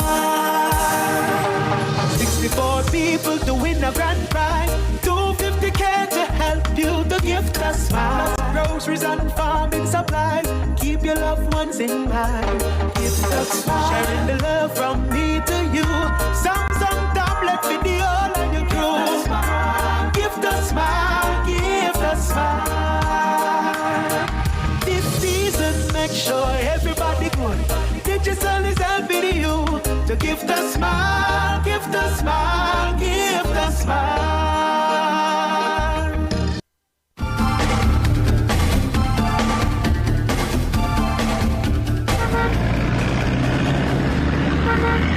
Time up for Street Smarts 2 with Ludlow McLean. Good morning, Ludlow.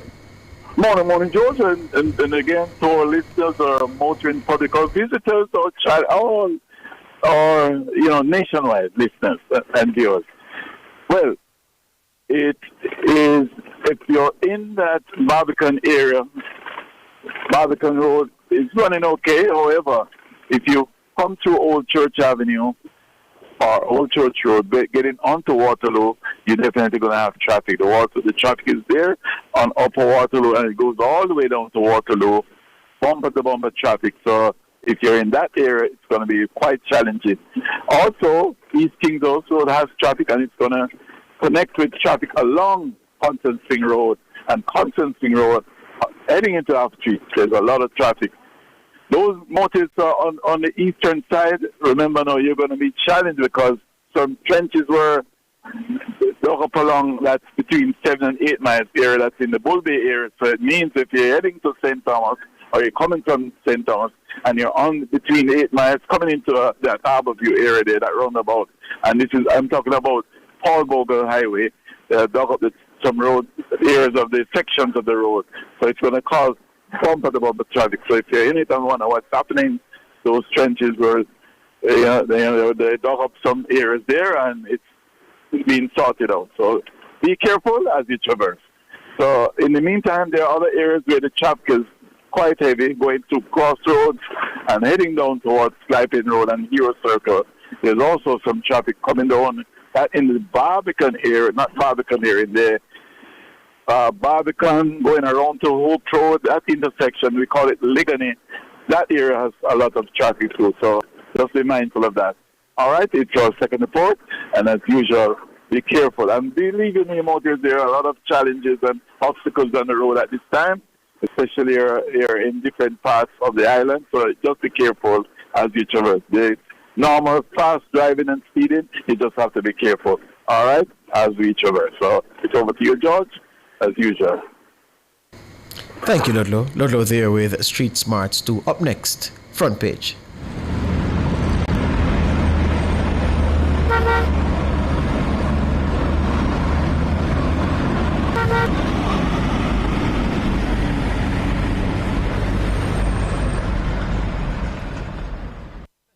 Front Page is brought to you today by ABC Electrical Sales, for a better choice in the electrical business.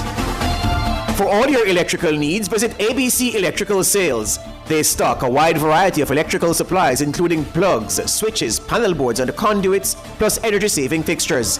ABC Electrical Sales stocks brands like GE, Siemens, Philips, Cutler Hammer, and Allen Bradley. They also offer free island-wide delivery just to suit your needs. Visit them at Shop 8, Hagley Park Plaza, Kingston 10, or call 876-754-3714-5 or 876-754-3825-8. ABC Electrical Sales, for a better choice in the electrical business.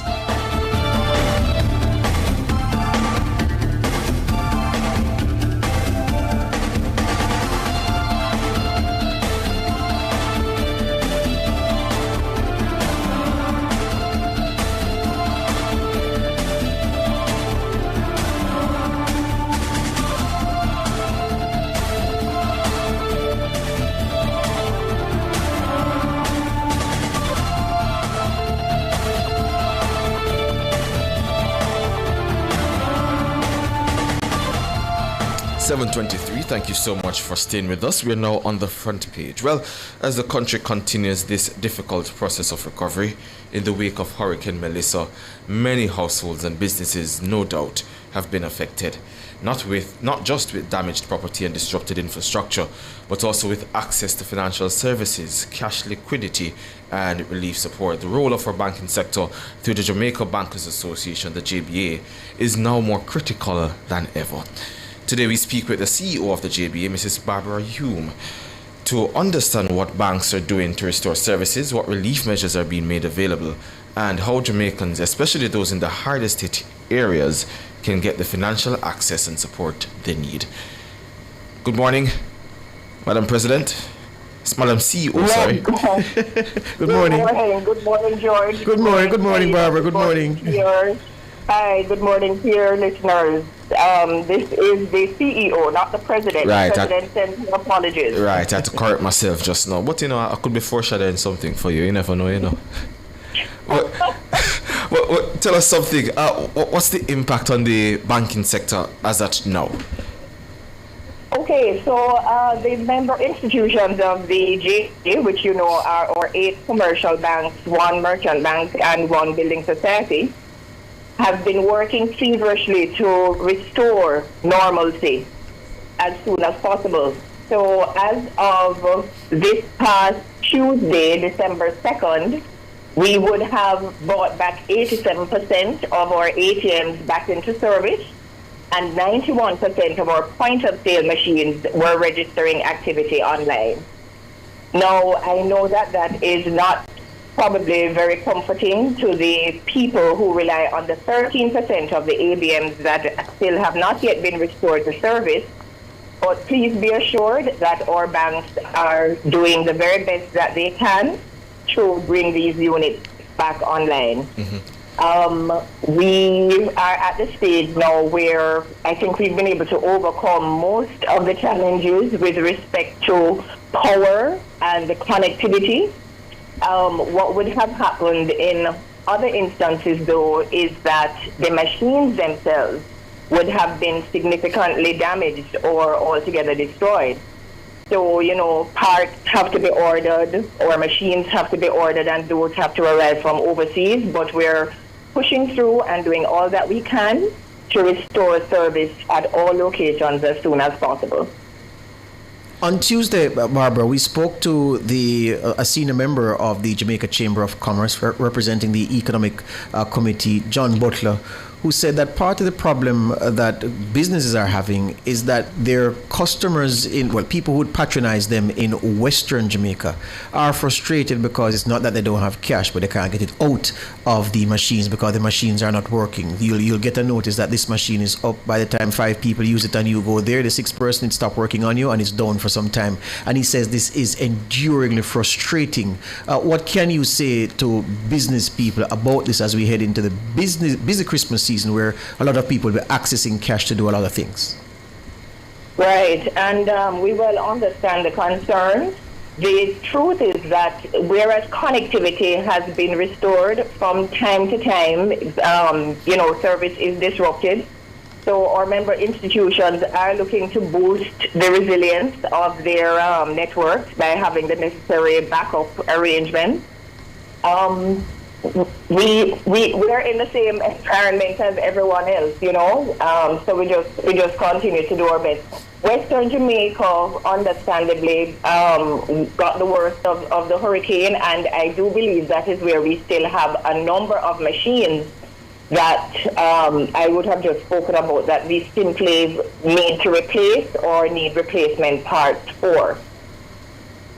So the word is that it's not that the banks are just carrying on and allowing the people to suffer. You are actively working on this, because we get the complaints every day from Western Jamaica, Barbara, about ABMs and what the banks are doing or not doing. Yes, we quite understand the concern, and remember, our member institutions exist to serve customers. So if the service is disrupted, that affects the entire business. So we don't want anyone to think that this is not of concern. It does remain our main focus at this time across the banks that still have not had a resumption of service at particular ABM or occasionally the branch locations, because I should also mention that a majority of branches have been brought back into service. Yeah, the issue of online banking as well. People in the corporate area who would expect that everything would work well here, not realizing that everything is part of a network, they experience difficulties with online banking again. You know what's unfortunate, Barbara, is that we in our business, we get a lot of calls that perhaps don't reach the bank in many respects. It's easy to call a radio station and cuss and quarrel and hope that we can then call the bank and relay the frustration of people. So the online services and the disruptions there, what can you say across your membership where the resilience of online services are concerned in this post-Melissa period? Well, yes. I am aware that there have been some disruptions in online banking, especially in recent days, because I've experienced that for myself as a user.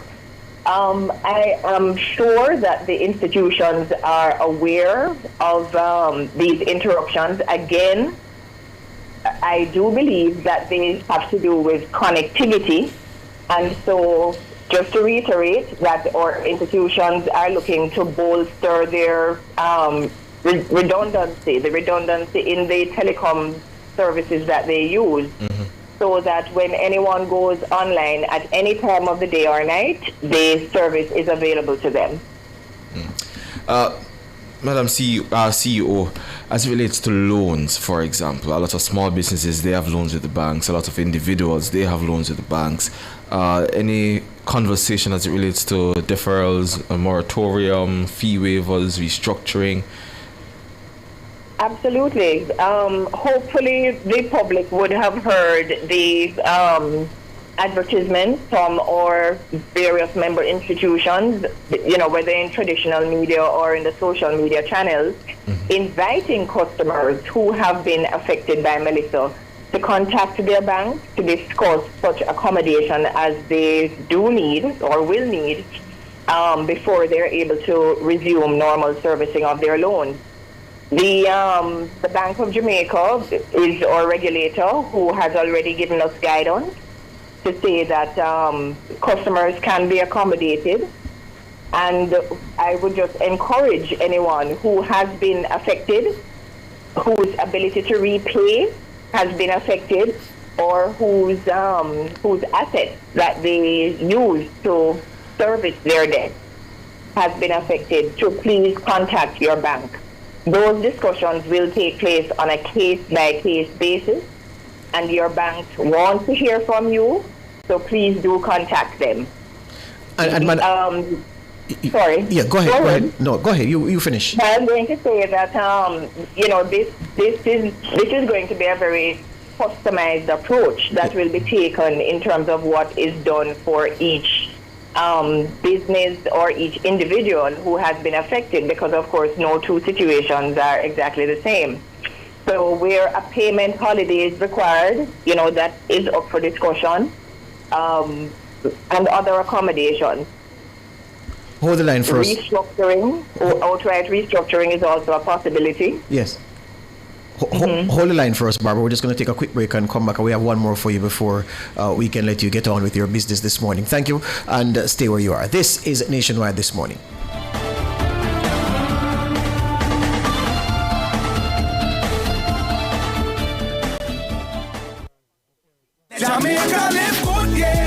Give up every illegal gun. Call the police at 119 or Crime Stop at 311. The time by the Ministry of National Security is 7:32. Visit Marshall's Pharmacy, Greater Portmore, for all your prescription needs, gifts, personal care, household, and stationery items. The temperature by Marshall's Pharmacy, Greater Portmore is 26 degrees in Kingston, 25 out west in Montego Bay, and 22 in the cool hills of Mandeville. For all your electrical needs, visit ABC Electrical Sales. They stock a wide variety of electrical supplies, including plugs, switches, panel boards, and conduits, plus energy-saving fixtures. ABC Electrical Sales stocks brands like GE, Siemens, Philips, Cutler Hammer, and Allen Bradley. They also offer free island-wide delivery just to suit your needs. Visit them at Shop 8, Hagley Park Plaza, Kingston 10, or call 876-754-3714-5 or 876-754-3825-8. ABC Electrical Sales, for a better choice in the electrical business. We in this together, hands on hearts spread wide. We know things will get better, working side by side. We in this together, rebuilding homes and lives, no matter the weather.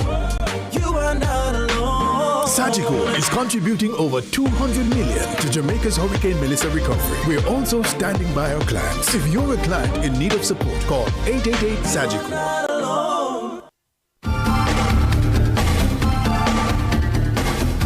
Welcome back to Nationwide This Morning. You're on the front page talking with the CEO of the Jamaica Bankers Association, Barbara Hume. The banks, like so many service providers, in the spotlight and under the cosh, because we all know what it is that has compromised service delivery.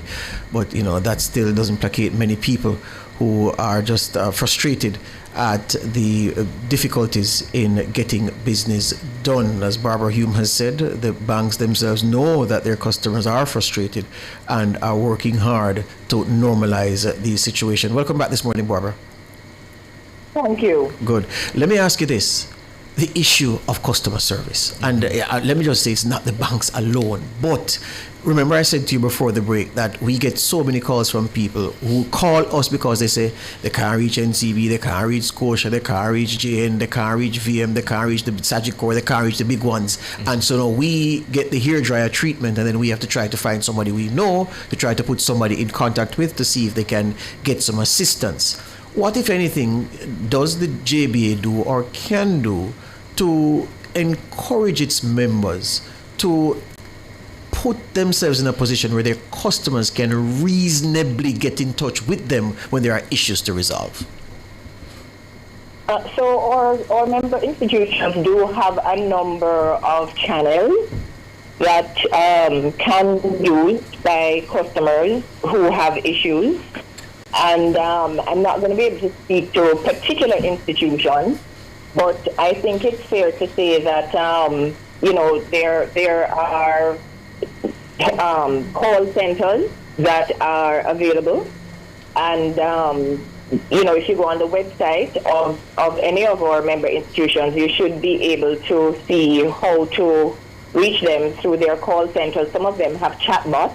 But Barbara, sorry to interrupt you, and I feel bad doing this because you are not one of the banks, so it's almost as if we're beating you up for something that's not your fault. The problem is the multiplicity of channels that exist is the heart of the frustration, because the average customer is saying, look how many portals you say you have for us to get feedback to. We can't reach you.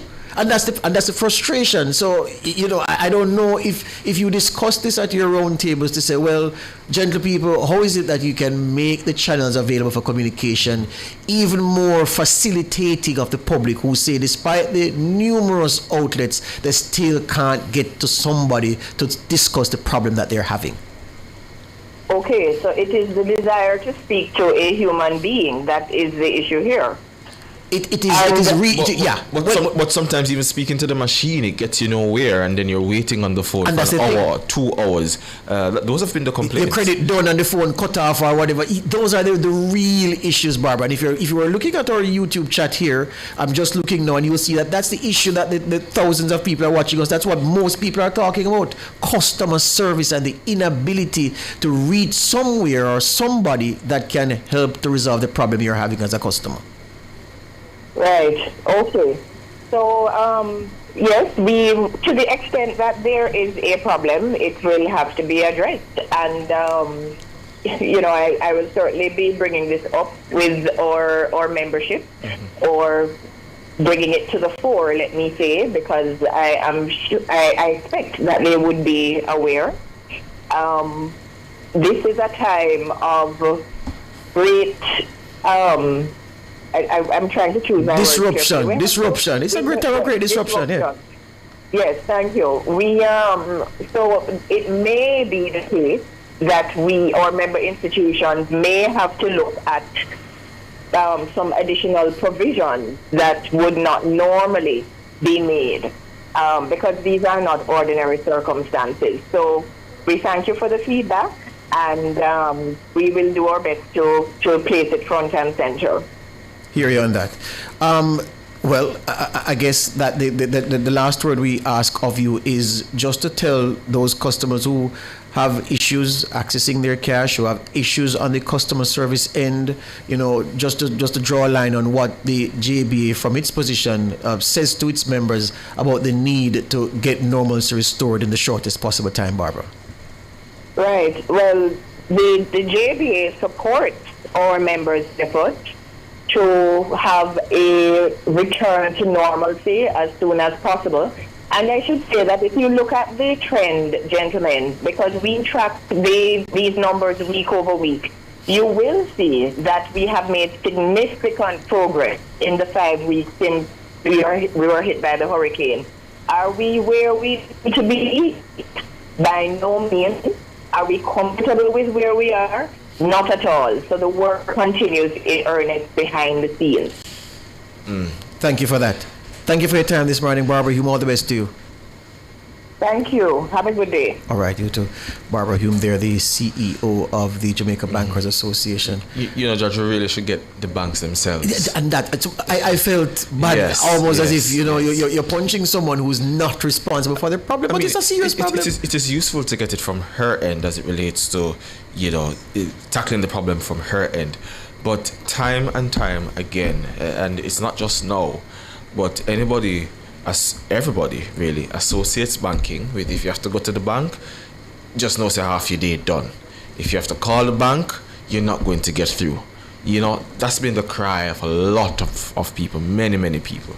So it's nothing new. Let me tell you, and it's not been solved. Our service providers have a problem that I don't think they know how to fix. And I say that they don't know how to fix it appears, because the problem pervades. Our utility providers, our telecommunications companies, our banks are all in the same boat of this move to automation, which I'm sure makes many processes efficient, but which frustrates the end user. You imagine you have limited credit and you call the toll-free line and it don't work.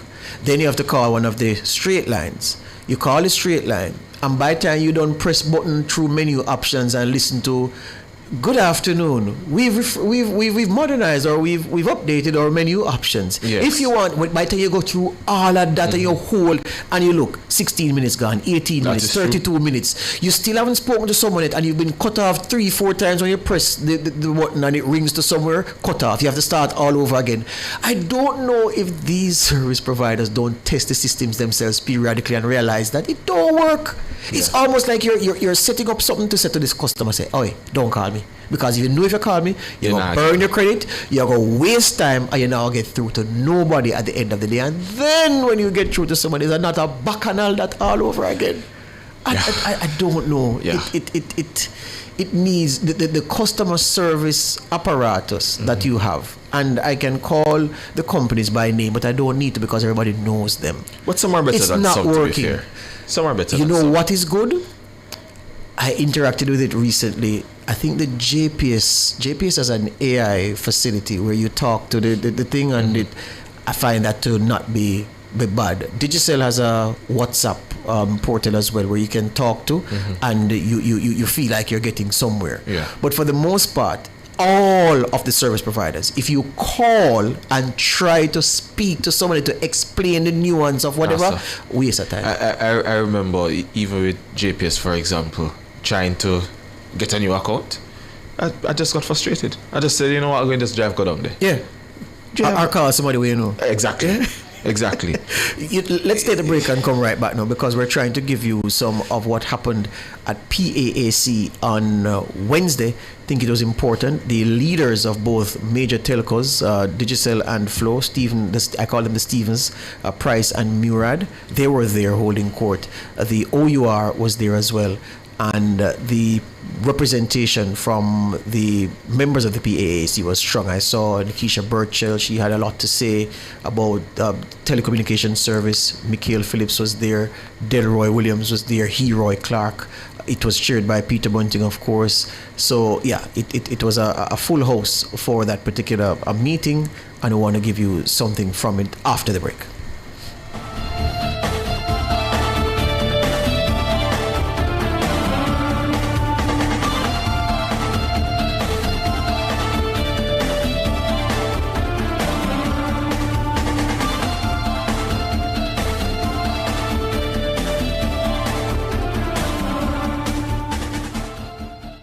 You're listening to Nationwide 90 FM. The time is 7:43.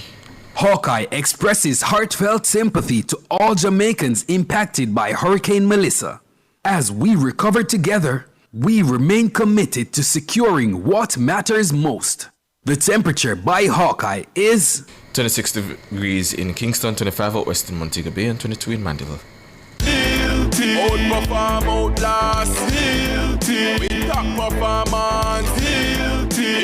Jackhammer.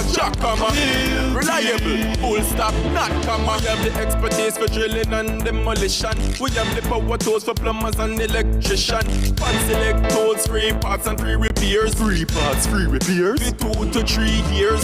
Hilton, available at Delta Supply, 106 Hagley Park Road. Call us at 876-302-6111-4.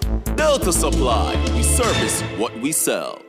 The Sagicor Bank Biz Fair is back. 2 days of super deals. Kingston Biz Fair. Come shop Christmas gifts and more. Thursday, December 11, 10 a.m. to 5 p.m. Sagicor Bank Parking Lot, 17 Dominica Drive. Montego Bay Biz Fair. Let's help SMEs rebuild as you shop for Christmas. Saturday, December 13, 10 a.m. to 3 p.m. Harmony Beach Park. Use your Sagicor Bank MasterCard for exclusive discounts all day. Hardware supplies, household items, solar products, and so much more. Powered by MasterCard. This season is the time. Digicel is gifting smiles. Gift a smile, gift a smile, gift a smile. 64 people to win a grand prize. 250K to help you to gift a smile. Plus groceries and farming supplies. Keep your loved ones in mind. Gift a smile. Sharing the love from me to you. Samsung tablet video and your crew. Gift a smile, give a smile. This season, make sure everybody good. Digicel is helping you to gift a smile, gift a smile, gift a smile.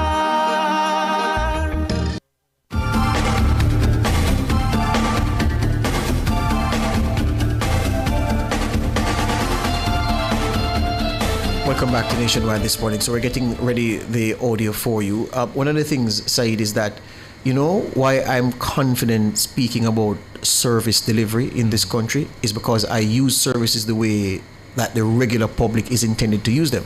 Look, I know people and I have friends everywhere, in every crevice, every corner, even at the tax office, where if I want, I can call somebody and say so and so. I join the line just to experience it for myself. So you can talk about So we can talk about it. If I have to do something at NCB, at Scotia, at Sagicor, at wherever, I don't call my friend. I go to the channel so I can know if somebody calls and tell me that it now work, if them talking base or not. It's the same way that the reason I go to the market, is because nobody now got to tell me about food price and this scarce and this and that married. I go for myself so I know. So I'm saying, here that the customer service side of our service providers is severely lacking. And if somebody I tell you it's not based on complaints, I can tell you that I've used them myself and that has been my experience. Yeah? Anyway. Easily so. Yep. All right. So, as we said to you, yesterday in the Parliament, the PAAC, Public Administration and Appropriations Committee, chaired by Peter Bunting, sat, and it heard from telecommunications providers and, of course, the regulator for the utility providers an update on the situation post Melissa. It's one thing to say, 80% of customers have gotten service restored in a particular utility. But the 20%, that don't mean nothing to you. Right. And you're not comforted by that. Right. You understand? So let's go to the exchanges as they happened. The path to restoration.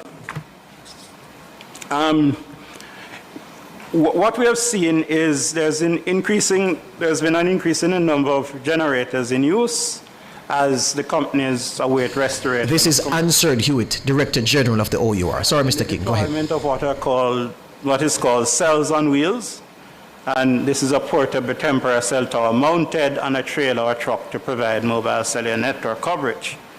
And then restoring sites via the utilization of temporary microwave links and satellite capacity. There's been collaboration with other operators and fiber rebuild in some corridors, and there's coordination with key disaster stakeholders such as JPS and the National Work Agency, and the operators have indicated that they're coordinating with JPS to prioritize areas where commercial power has been restored, and indeed this is corroborated by the report that we get from JPS. Now, operators have indicated that they are still they're still having difficulty providing definitive dates due to, part of it is due to the dependency issue, so that, a lot of the restoration in some instances will depend on the time that power is actually restored. But there are also some still access issues, access to docks and infrastructure. Several areas remain inaccessible or require clearance before restoration work can proceed. There are some areas, for example, that are flooded. Then there's a commercial power issue, as I've said. Then there's a pole infrastructure. The restoration of the aerial fiber transport network depends on the restoration of the pole infrastructure impacted. And then the network stability issue. And then there are the importation activities. And the pace of restoration will be impacted by the speed at which replacement equipment and equipment required for the restoration process can be imported. So you're hearing there from Anserd Hewitt, the Director General of the OUR, saying that they've had to be using cell towers on wheels, for example, in order to get some service out to the west. Well, he continued to speak about the regulatory challenges that exist. Some regulatory challenges, I'd just speak about a few of these. The dependency among utilities, as I've indicated. The OIR, of course, is a multi-sector regulator, and therefore we're trying to, we seek to facilitate so that we don't operate in silos.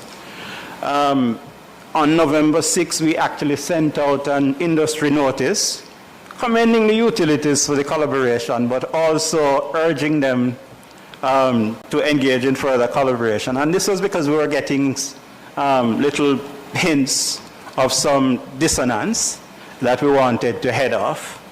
And we indicate that where there are any issues, we stand ready to facilitate the coordination.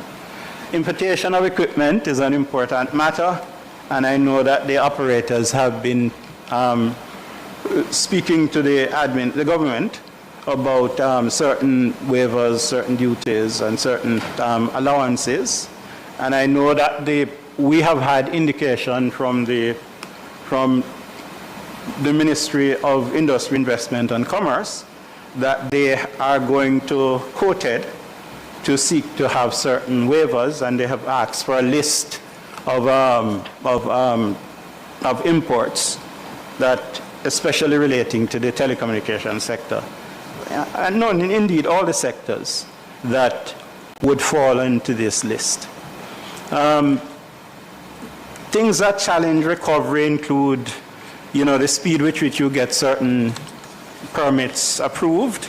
We expect that those are being expedited, given what the emphasis is. And we're again ready to help with any approval challenge. Answered Hewitt there, the Director General of the OUR. Also, coming out of the PAAC session, the leading telecommunications companies said, look, the challenge that they're facing from vandalism is significant. And I don't know, you get the impression people don't really pay much attention to the vandalism of the infrastructure of Digicel and Flow, to name the two most victimized in this regard. But it is a huge cost to them, the replacement of the equipment, the loss of revenue from the service disruption to you, and then to you, the customer, on the user end, your inability to use your communication devices in the way intended. And it happens cycle after cycle, and it seems as if the authorities are powerless. First of all, you can't catch those who do it. I think there should be, well... They do catch some of them, actually, George. The thing is this. I was going to say that the punishment meted out to them. I remember when car thieves, serial car thieves caught, and the sentences they were getting. I remember Colonel Biggerford, who led that unit of the constabulary force at the time, was hopping mad with our judges. Now, I won't quarrel with judges, and you won't quarrel with judges, especially. Yeah, it's bad for business for you. But the punishment for these things, these are criminal offences. And one of the telcos, if not the two Stevens, Murad and Price, saying that, listen, when you damage telecommunications infrastructure during a period of recovery from a disaster, it should be a more severe punishment than under normal circumstances, because you are inhibiting the ability of the state to communicate. You're inhibiting the ability of relief personnel to coordinate between and amongst themselves, and so it takes on a particular a different nature. And I think that's somewhere we need to go. So a lot of work has been done by the telcos, by JPS, by NWC. One of the things that we haven't said, Saeed, and given NWC credit for, the NWC's movement and preposition of equipment generators to power their pumping stations was a very good thing, and they learned their lessons out of Beryl. They have done better, if you look at service restoration, than the others. Yeah, and we must acknowledge the NWC for that factor. But again, somebody will say, George, since Melissa, we don't have no water, so now work with you with what you say. Yeah, well, there's a tad more here from Hewitt. He noted that the OUR has granted permission for entities operating as separate from our main utility providers to assist with the reconnection efforts. Let's hear him. We have also exercised forbearance in terms of entities that want to offer, for example, satellite service. There's a HIPSAT, a satellite operator. They have asked for permission to provide 40 fixed and 15 mobile terminals to the government to support the post-Hurricane Melissa relief and restoration effort in Jamaica. Normally they would need a license, but given the situation, the OUR has exercised forbearance, as would be expected in circumstances like these. Understandably. But, George, this is an in. I mean, I guess both benefits. Yeah. But this is an in for them. So that's right. Yeah. You know, I'd like to ask, Mr. King, you're the expert. The generators power the Starlink, right? All right. Imagine if you are in a part of the Jamaica where you have no public power supply, you don't have no generator, but you have Starlink. But of course, you don't have no digital, you don't have no flow. Put it in your car. And do what with it? It can work from your car.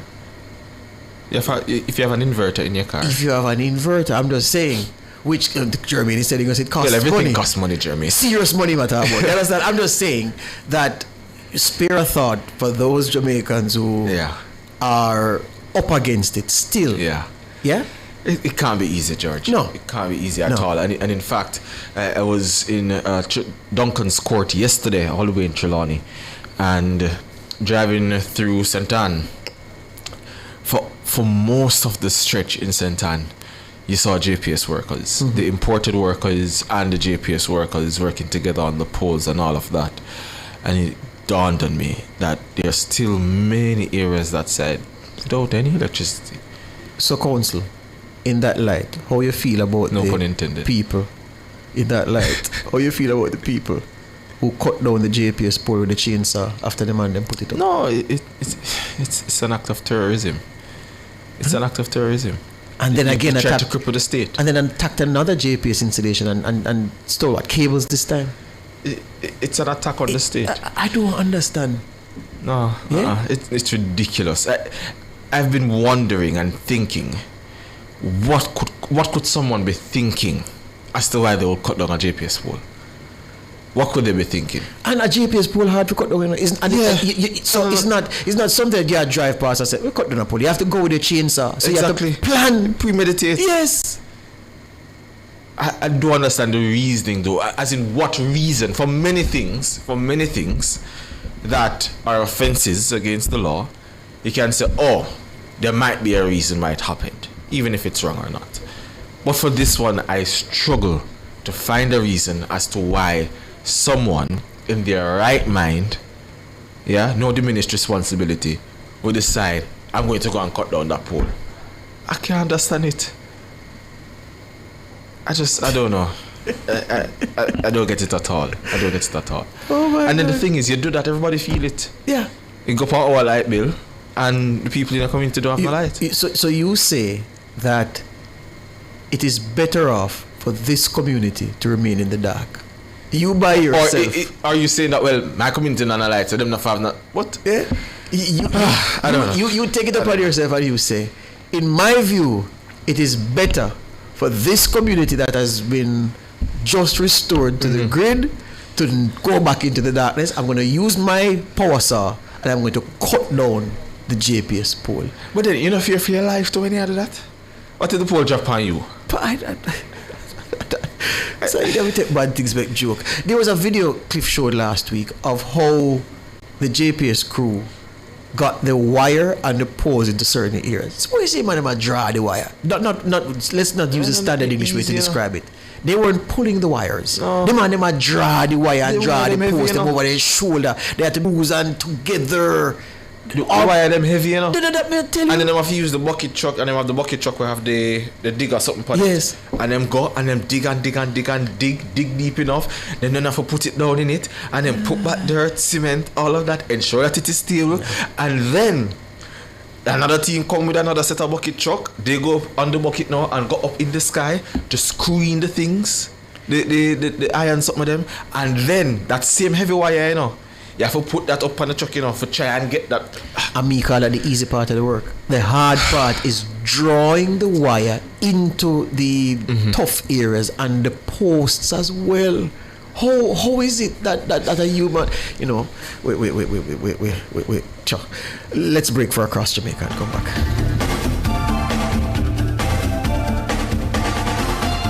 Front Page was brought to you today by ABC Electrical Sales. For a better choice in the electrical business. You're listening to Nationwide 90 FM. The time is 8 o'clock.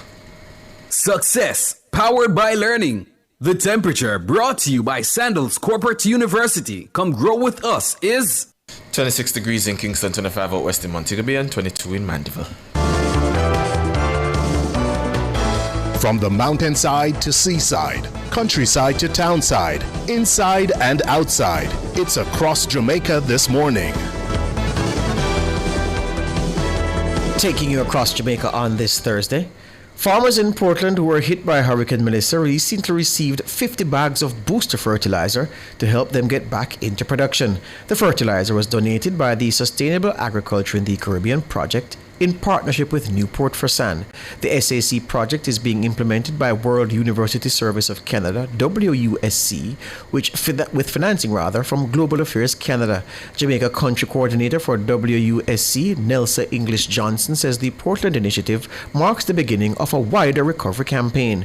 The organization also plans to deliver crop, livestock and poultry recovery kits in St. Thomas and St. Mary.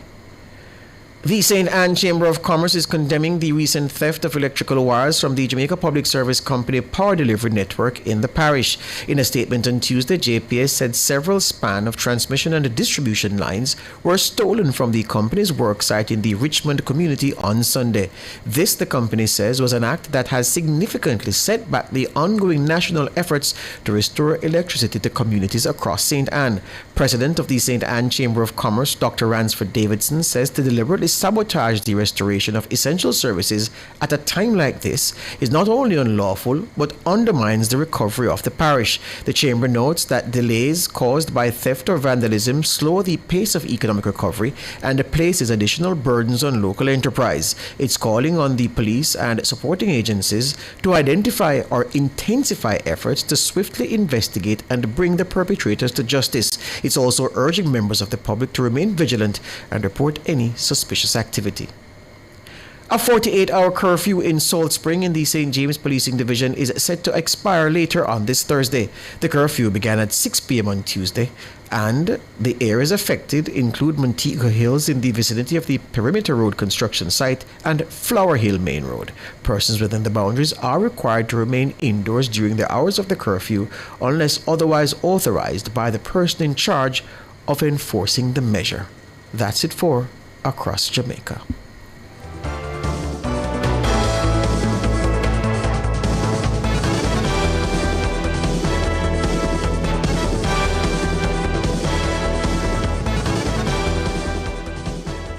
Every road, every ride, Burt's Auto Parts and KYB have you covered. From October 24, 2025 to January 30, 2026, get 15% off when you purchase 2 or more KYB shocks at any Burt's location. Plus, enjoy 10% off installation at Burt's Service Center. And for a limited time, you also get a gift with every KYB shocks purchase. So whether it's pothole corners or smooth highways, ride in comfort and confidence with KYB shocks from Burt's Auto Parts. Conditions apply. It hurts if you don't check Burt's.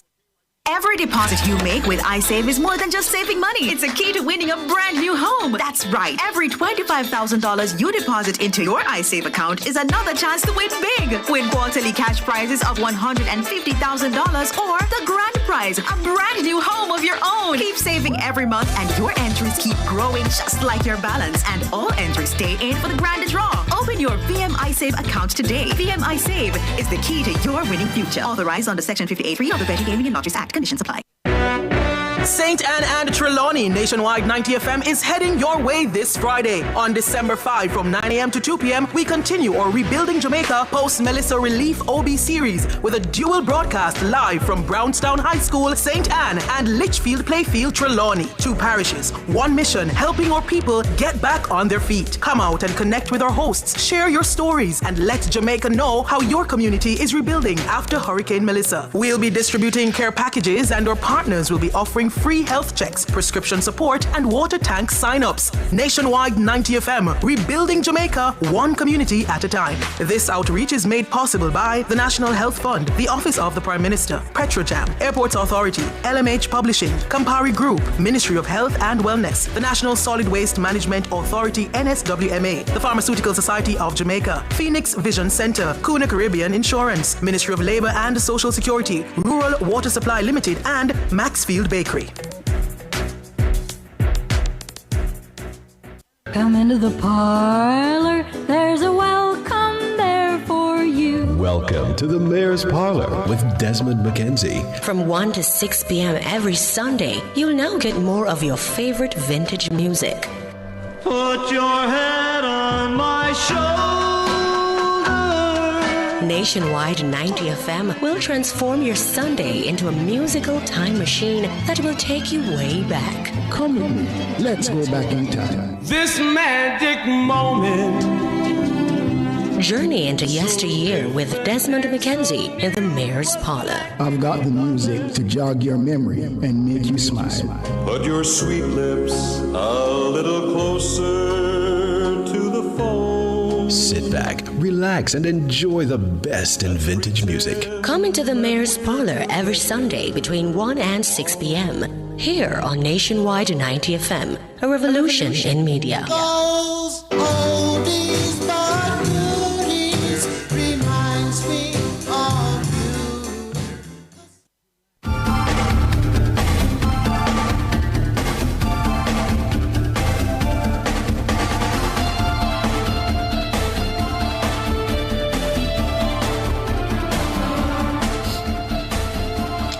It's 7 minutes after 8 o'clock. Thank you so much for staying with us. Well, as we approach the Christmas season, a time known for goodwill, generosity, and the spirit of togetherness, many Jamaicans are reflecting on how we can extend that spirit to those who need it most. This year, that call feels especially important.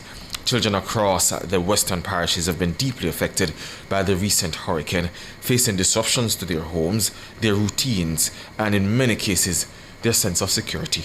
And so, in the season of giving, there is a growing movement to bring hope, comfort, and joy back into their lives.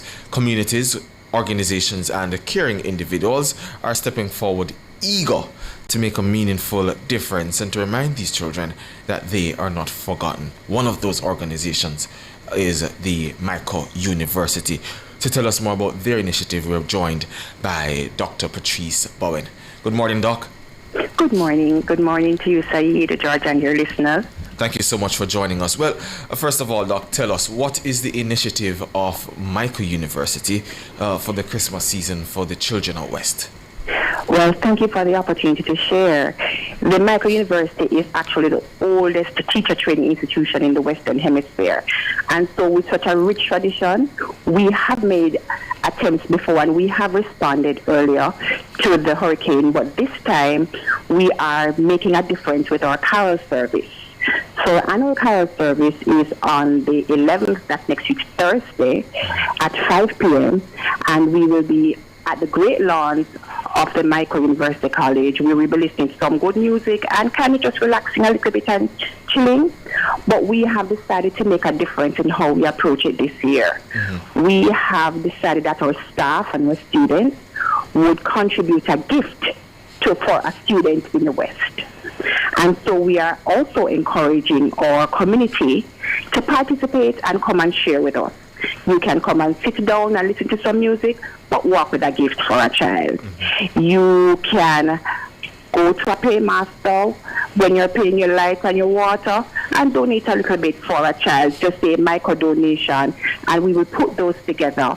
And after the concert, we are going to be taking Christmas smiles to the western part of Jamaica, taking down our choirs, we'll be singing and just making a big deal out of it, remembering the psychological aspect of this season for our children. Mm-hmm. Before you go further, I just want to ensure that we get the details of the event. So remind me the date of the event again, the carol service? December the 11th. December 11th at 5 o'clock on the Great Lawns at Mico University. Great Lawns at Mico University. And the admission is, do they pay for it? Free.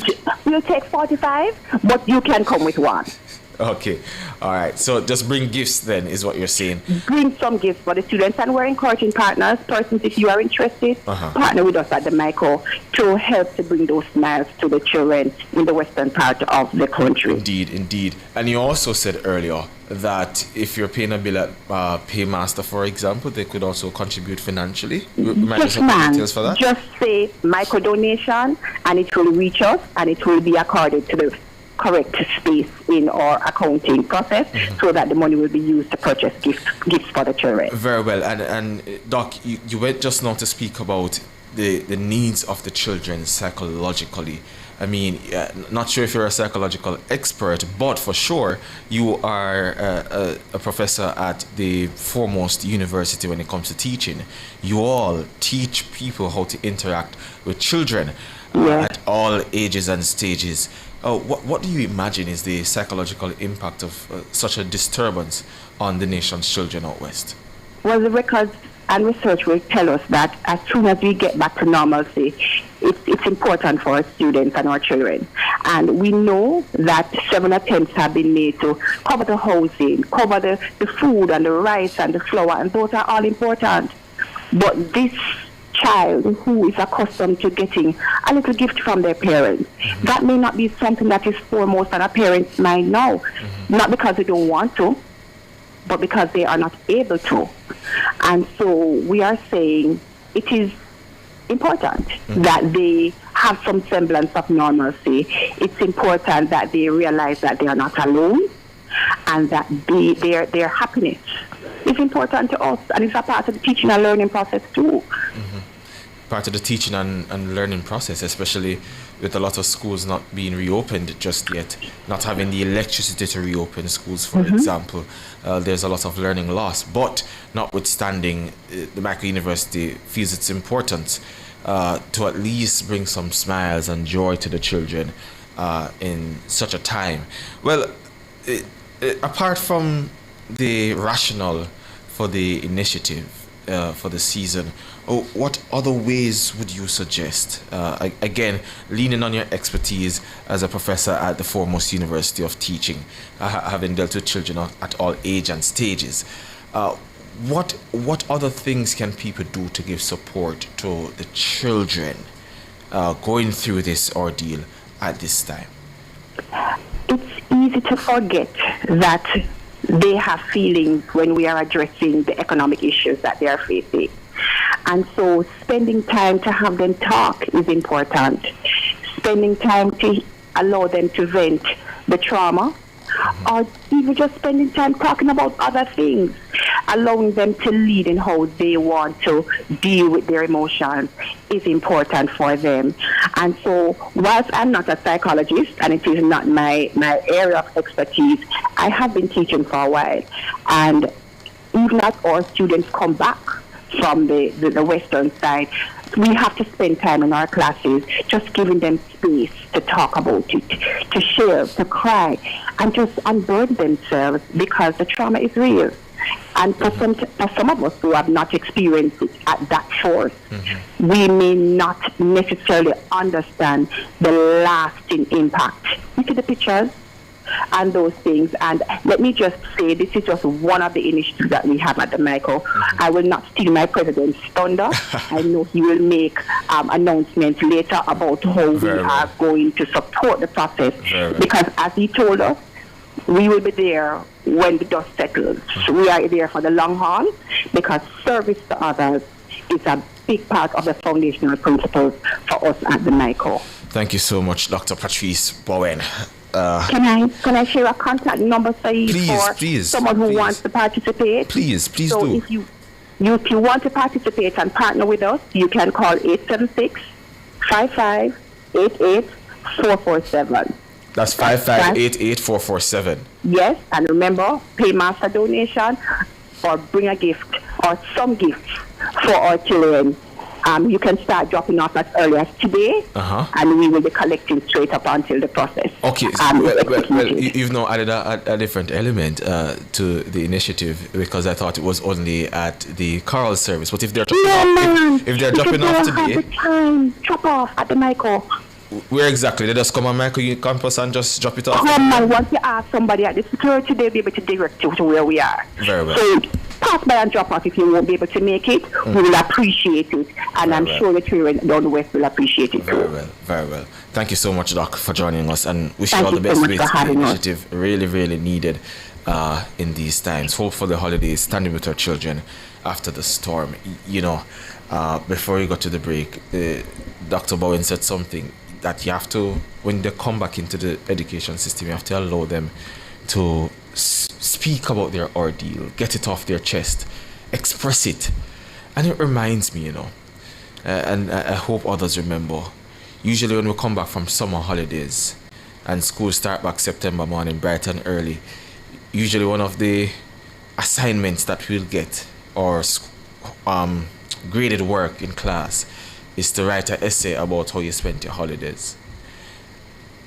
And that was, fun. You're talking about all the fun things you did during the summer. Now, to put it into perspective, imagine having to say, let's talk about what you all went through. It's really a contrasting experience. Let's go for the break.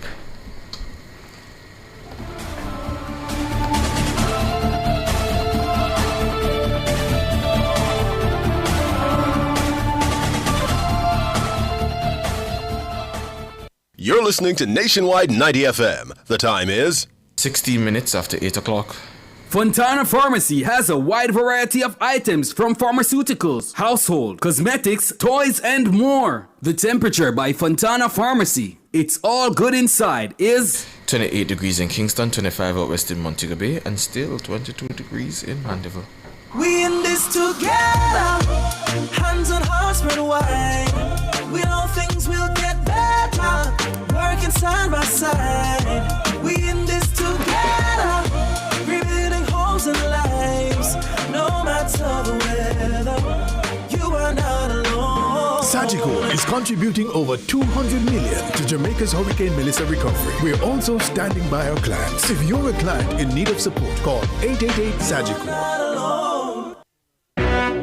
St. Anne and Trelawney Nationwide 90 FM is heading your way this Friday. On December 5 from 9 a.m. to 2 p.m., we continue our Rebuilding Jamaica Post-Melissa Relief OB series with a dual broadcast live from Brownstown High School, St. Anne, and Litchfield Playfield, Trelawney. 2 parishes, 1 mission, helping our people get back on their feet. Come out and connect with our hosts, share your stories, and let Jamaica know how your community is rebuilding after Hurricane Melissa. We'll be distributing care packages, and our partners will be offering free health checks, prescription support, and water tank sign-ups. Nationwide 90 FM, rebuilding Jamaica, one community at a time. This outreach is made possible by the National Health Fund, the Office of the Prime Minister, Petrojam, Airports Authority, LMH Publishing, Campari Group, Ministry of Health and Wellness, the National Solid Waste Management Authority, NSWMA, the Pharmaceutical Society of Jamaica, Phoenix Vision Center, Kuna Caribbean Insurance, Ministry of Labor and Social Security, Rural Water Supply Limited, and Maxfield Bakery.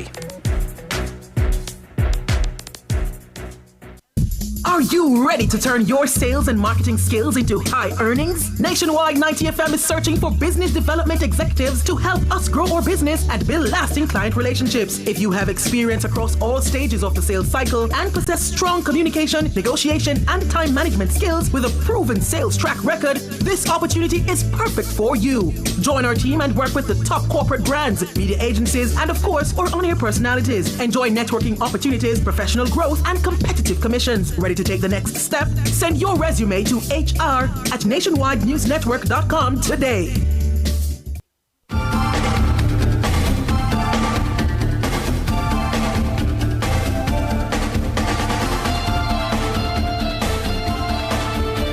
Minutes, 19 minutes after 8 o'clock. We just have about 41 minutes left with you, and we're gonna spend it looking in the YouTube chat for some substantive comments, ones that I can actually read on air. Sidonie Wills, Jesus, Sidonie, congratulations on your engagement, looking fabulous. She will be proud. Sidonie, but come put our suit this morning. No, Sidonie, I'm not engaged. I'm not engaged. No. Someone else was saying something. Leota McDonald, she was saying the community needs to be learned. If you see something, say something. Don't keep it to yourself. And she is absolutely right. In order to clamp down on these things successfully, the police can't be everywhere all at once. We have a lot of police now. Yes, we have the capacity now with more policemen and women, but they can't see and hear everything all at once. If there is nobody to give evidence as to who they saw cutting the pole, for example, then it's really hard to hold anybody to account. So I agree with you, Leota McDonald. If you see something, say something. See it, say it, sort it. as they say on the tube line in London, see it, say it, sort it. So if you're seeing it, you need to speak up, especially if you know who is doing it. Yes. OMS Associates says mandatory sentences of 15 years for theft or destruction of utility materials. So attorney cannot ask a reduction of sentence with beautiful technical arguments. Well, Mr. Associates, how do I answer that one? Okay, I see what you're getting at. But on a point of law though, even with mandatory minimum, if a judge thinks that applying the mandatory minimum would be excessive, you can actually get a certificate outlining that from the judge. And you go across the road to the Court of Appeal, and if the Court of Appeal agrees with the certificate of the judge, they can actually go below the mandatory minimum. Yeah. So you can. Well, I get your argument. Nonetheless. There is no excuse for that type of behavior. This is going to the work of mental issue, nothing. Plain and simple criminal mind. Premeditated actions involved. That's from Viv Gooden responding to our quest to understand why someone in their right mind would decide to cut down a pole. Yeah? I see you're back, Sir George. You see? Your eyes are good. Annie Smith says, this morning is YouTuber's morning. George said it yesterday. Donna Llewellyn in the chat is asking. She says, morning, NNN. Farm stores are married the chicken with the feed. Did you all know this? No, Donna, the first me I hear this. Farm stores are married the chicken with the feed. Oh, so you have to buy the chicken to get the feed? No, if you right. Well, whichever way it goes. The two of them go together. Whichever way, but the two of them go together. So if you buy 100 chicken, you can only get 100 if you buy a certain amount of. But I imagine if you're buying 100 chickens, did you buy the feed same time? No, but suppose one go buy feeding somewhere else. I see. I suppose we have feeding already. So I had feeding stored. Whatever happened, my Melissa killed the chicken, but I have feeding. I just want some chicken now. You tell me something. You had that feeding with leftover. But no matter what I have or what I don't have, if I want chicken, if you sell me. So I've never heard this before. So Donna, we'll need to do some probing. Oh yes, I heard you read that one. Yeah. So talk to us now. We'll tell us to say a phone number in this. I want to not talk to it. Yeah, I don't know. Albert Morgan responding to what I came in and heard you talking about OMS. Mental health issues are astounding. Well, you'd be surprised. You would be surprised. Yeah. Yes. I see somebody else say, but counsel. Well, counsel spelled incorrectly. But anyways, you would represent them with your life. Well, sir, I took an oath. Yeah. That's the thing with that job, you know. You have to do it dispassionately. You have to take your emotions out of it. You have to take your thoughts out of it. And you're looking at facts. I mean, that's just one area of law that I practice. With the other areas, the conveyance and the probate, all of those things, normal run-of-the-mill things, it's more straightforward. But with these things, put it this way, and I had this conversation with somebody, George, because they saw a Gleaner article of a jury trial I did successfully. And they messaged me and said, how do you sleep at night? And I said, sometimes I use the AC. The AC is on 16, but the fan is always on the highest speed. And I sleep very comfortably.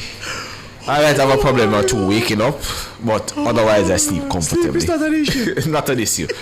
But seriously though, here's how I see it. And I remember when I was in law school, Tom Tavares Finson said this to me. And even now in chambers with Mr. Champagne, he says it to me a lot as well. If there are no defense lawyers, then no one can go to prison. Mm-hmm. Because everyone has the right to a defense. So put it this way, you want to see justice done, it cannot be done if the person is not represented by a lawyer. There you go. It cannot be done. There you go. So at the end of the day, we're not inventing facts, we're just putting the case and testing the case. At the end of the day, it is either left up to a judge or a jury. Yeah. We just do our part. But the bottom line is, if we don't do our job, then no justice can be done. And I'll go even further, George. If we do not do our jobs properly, yes. So let's say we slapdash it. Yes. And the person is convicted and found guilty. Do you know that person can appeal to the Court of Appeal? Mm-hmm. And one of those grounds at the Court of Appeal would be ineffective assistance of counsel or incompetence of counsel. If the Court of Appeal finds that the lawyer who represented you did not put your case properly, did you a disservice in doing your case, the Court of Appeal will quash your conviction. And just like that, you either become a free man or you do a retrial. So the long and short of it is, we have to do our jobs and do it properly if you want to see justice done. It might not always look how you want it to look, but that's just the system, and that's the best one we have right now. Amen, hallelujah. Yeah. Donald Llewellyn again says, yes, you have to buy extra feed to get 25 young chickens. Oh. What a condition. Yeah. Grace Price says, long time that happening. First, may I hear about this. Thank you for drawing it to our attention, Donna. We'll do some work. Annie Smith says, George, Tommy Lee versus Massacre. Who's your money on? Well, let me answer it this way. I'm a huge fan of both men. And in these matters, I don't take sides. I'm a circle. Yeah. I enjoy both and I play both. Whenever there's a clash, I listen to both, and I'm in a very good position of being a neutral. Yes. So I'm not investing anything emotionally in it. I'm just listening to the music and Ray. What I will say is that as a Spanish Town man, Massacre, I mean, you don't know the thing going. Massacre, but I'm a huge fan of both men. You know, the uncle, the nephew Demon, Tommy.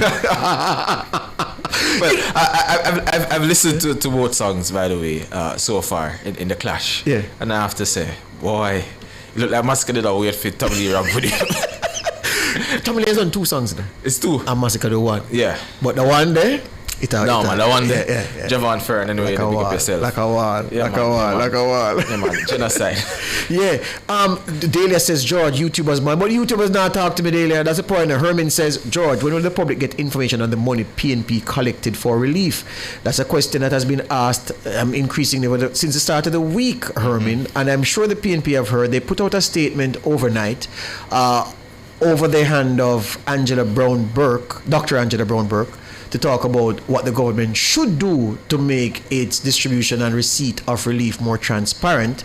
So I imagine that at any time now, the PNP will send a press release to say, this is what we have collected so far on our platform, because the PNP's media center is very prolific. They fire off press releases right around the clock. So given the public clamor for information and given how they are very responsive to the public, I expect the PNP to send a release on this in very short order, Herman.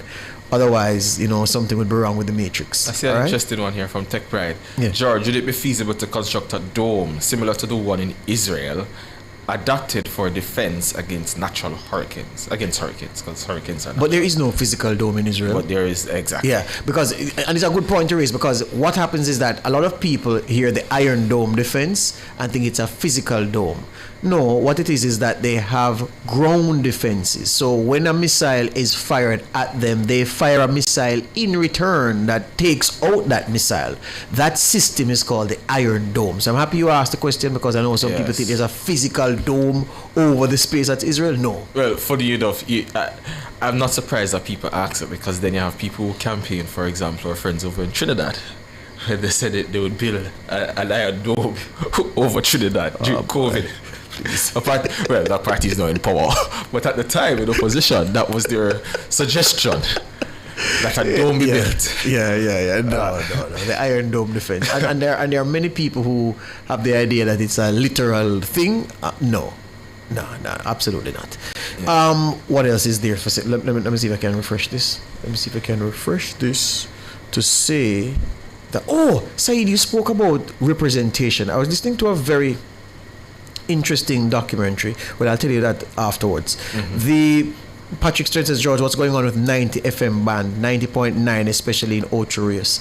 It's inconsistent because of transmission issues out that side, Patrick. So that's why 90.9 out in Ochi struggles sometimes. But you can just switch along the 90 band, until you find the sweet spot.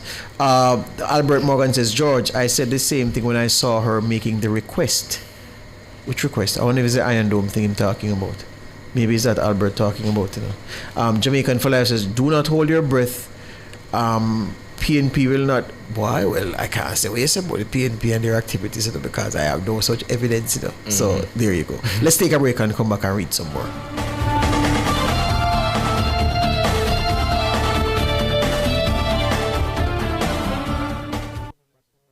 Grace is giving shoppers discounts on over 20 of your favorite Grace products when you cash out at participating supermarkets. The time Buy Grace Good Move is 8:31. Hardware shoppers, enjoy 2 whole days of super savings on Monday, December 8 and Tuesday, December 9. Request quote at stewartshardware.com or message on WhatsApp, Facebook, or Instagram with order and contact. We'll process on sale days. Best value, customer first. Since 1995, we've been your go-to source for everything related to billiards, amusement machines, and electronics. With locations at 1A Lindsay Terrace, Kingston 10, and the Village Plaza, Big Bridge, Savannah Lamar, we offer top-quality pool table parts and accessories, cutting-edge gaming machines, and more. We also specialize in assembly, sales, and service of amusement machines. We provide unmatched customer service, expert solutions, and products tailored to your needs. Who are we? We are Eclipse Enterprise. Telephone 876-960-3891. Back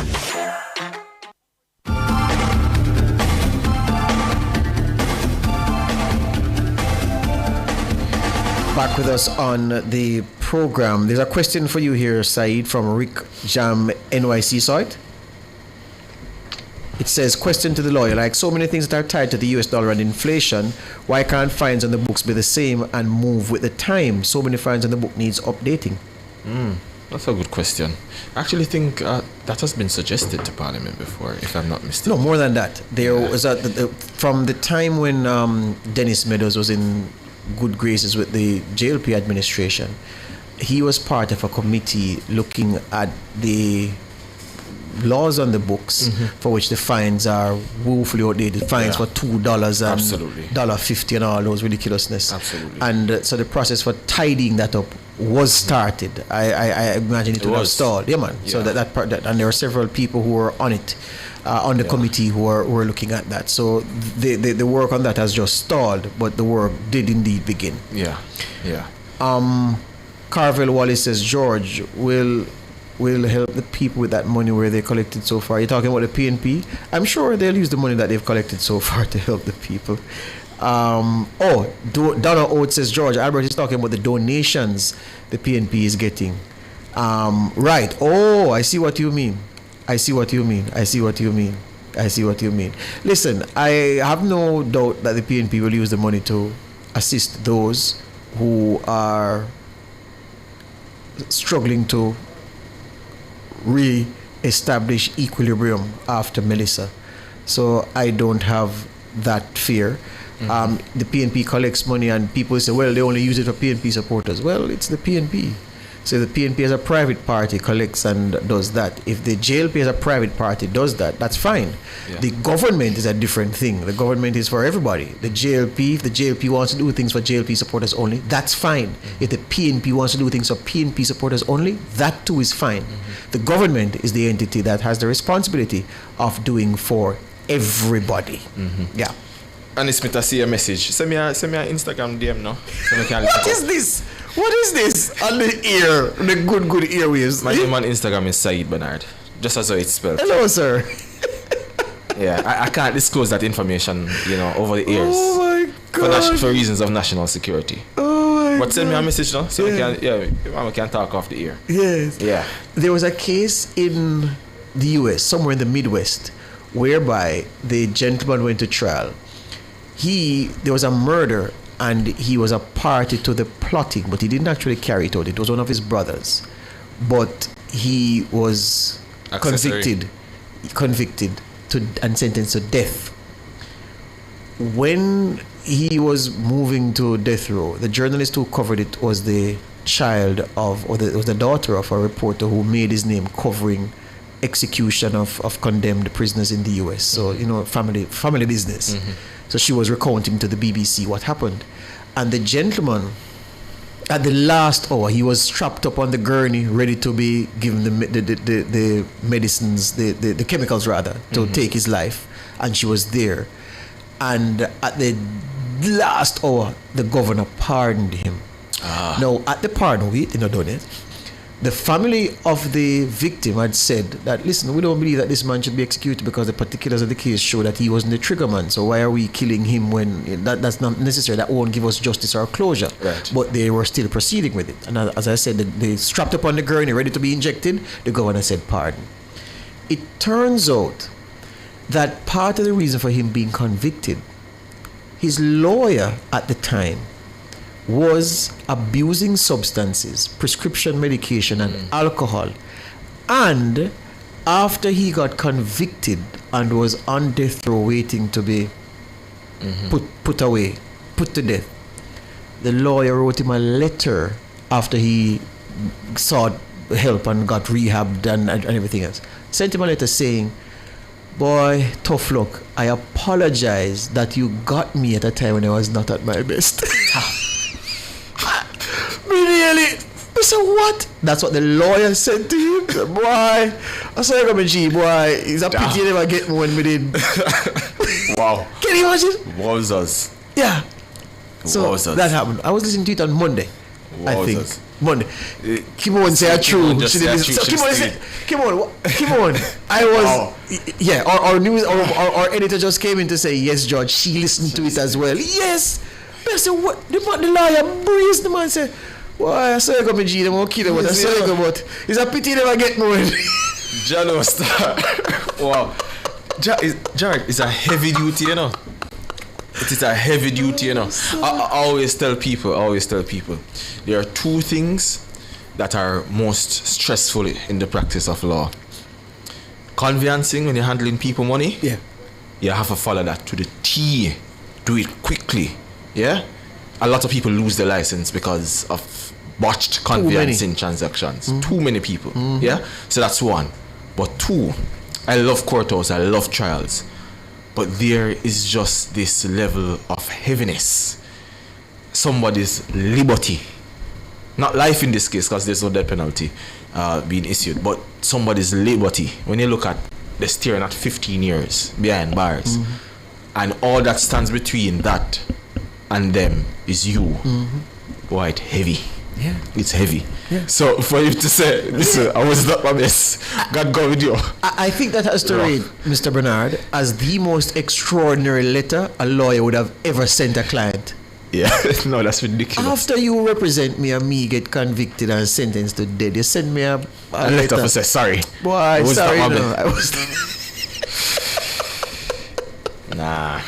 Anyway, let me read some more of these comments this morning. YouTube has been understanding on now capitalize for the morning. We deliberately not go to the phones and talk to the people as usual. We say, boy, let's hear from you. And all they not tell me about now is the PNP and the money and the PNP and the money. One they go ask them up at Old Hope Road what them do with the money. Demon says, this is a joke, Mr. Davis. Well, you realize it's not a joke because I told you it wasn't a joke, and then Kimon Thompson, our editor, just affirmed that she too listened to the same documentary I was listening to on the BBC about that gentleman who was saved at the last minute from being executed by a governor's pardon, and how his lawyer had written to him to say, boy, me did I take some pill or me should not take, I drink enough rum at the time. Yeah. I'm sorry I wasn't at my best. I see another comment. George, based on a story you carried this morning, if a person or persons threaten to unalive a politician in Jamaica, shouldn't those people be arrested and it not be treated as freedom of speech? No, yes. It's not just for politicians, you know. Anybody. Once you threaten anybody over social media and you capture it, you report it to the police, they can be charged. Yeah, man. It's not just politicians. Right. So again, with freedom of speech, there's freedom of speech to an extent. Yeah. Yeah. The taxi operator in St. Elizabeth from Malvern to Santa Cruz, he moved the price from $250 to $500. Can he notify the Transport Authority? Read that one again because that's a big one, you know. Dr. Herod, the taxi operator in St. Elizabeth from Malvern to Santa Cruz, has moved the price from $250 to $500, 100% increase, and they're asking us to notify the Transport Authority. All right, so Ralston Smith, Chantal Thompson at the Chantal is at JUTC. Ralston Smith at Transport Authority. Sir, your attention and the attention of your agents needed in St. Elizabeth? Yes. St. Elizabeth, where between Malvern and Santa Cruz. Yes, Malvern and Santa Cruz. 100% hike in taxi fares, sir. You need to send a team down there to sort out the rapacious taximen who are exploiting the commuters there. Rick Jam says, if that is the case, then George, why a former PNP crying for help as shown in the Observer? Hashtag, and he puts a name here, Abigail Malcolm would like to have a word about PNP donation.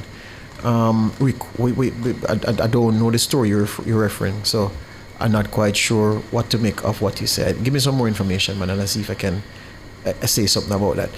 Zella Huzi Jamdong says, George, what are your thoughts on Miss Calder's so-called clarification of her $3 trillion?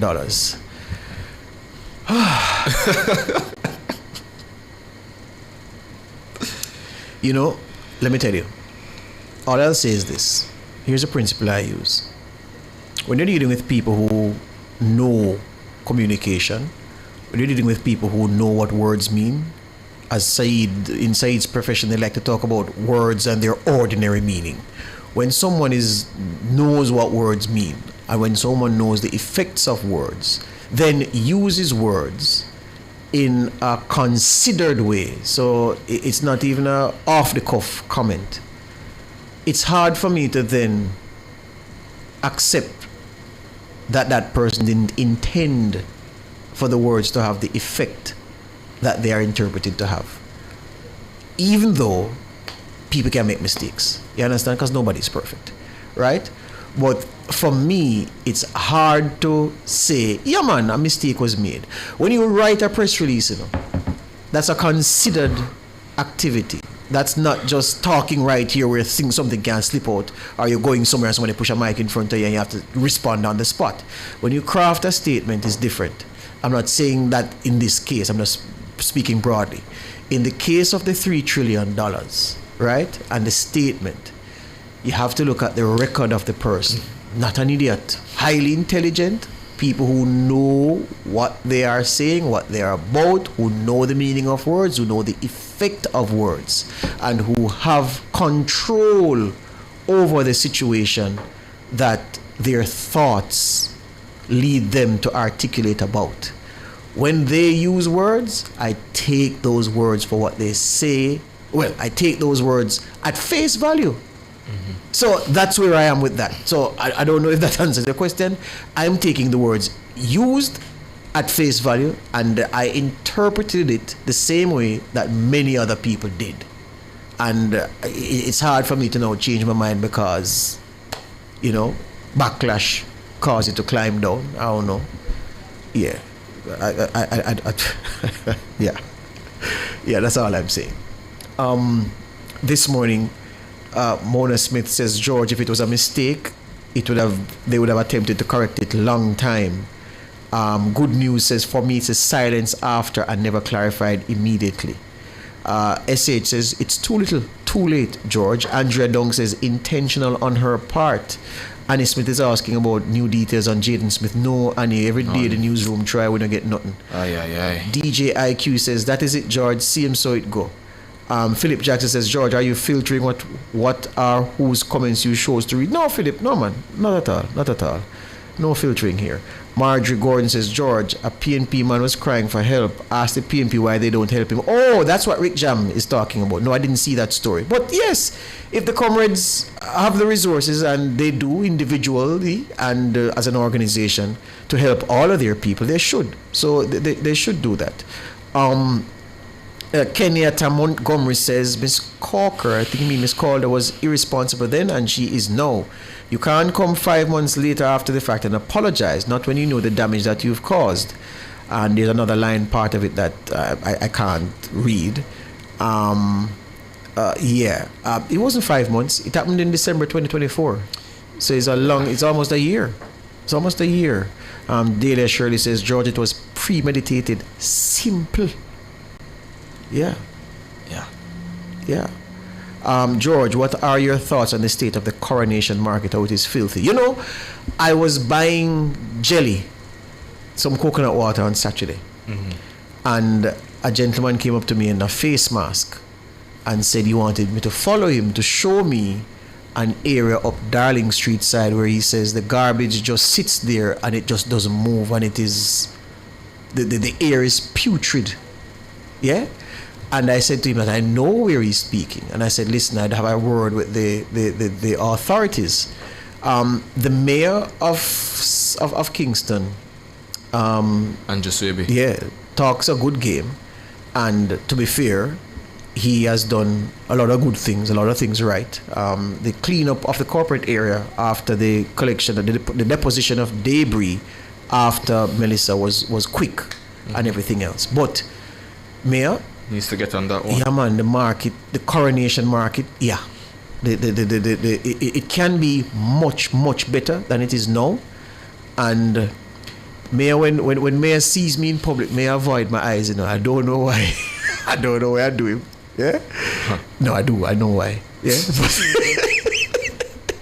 A certain story before the local elections concerning some statements that he made. But it's the work. But listen, the mayor will stand up by himself right there, so, and me walk right there, and the mayor look all what's up, well, I mean, I look pretty much, look all about. I say, yeah.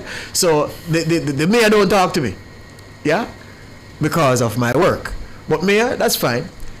Mayor, the market can look 100% better. I thank you for the car park across from Darling Street Police Station. It has helped a lot, so that's one thing to give you credit for. But Corrie can be much better on market days for the public and for the people who vend and make their living there. All right, let's start the birthdays.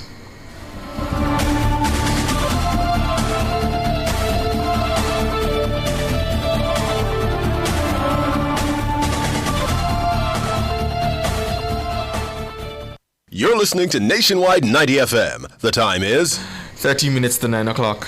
The Birthday Club is brought to you by Burger King. Holla me, holla yo, holla way. Follow me and holla for the new cheesy jalapeno whopper from BK. Hata afa we say new cheesy jalapeno whopper make we talk in a gypsy.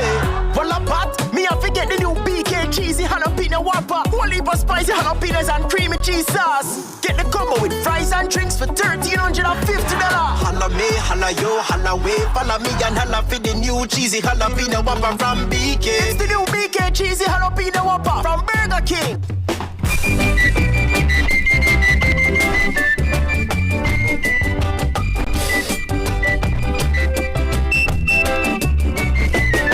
We don't have no snow, we don't have no sleigh, but fun we do have at Christmas Day.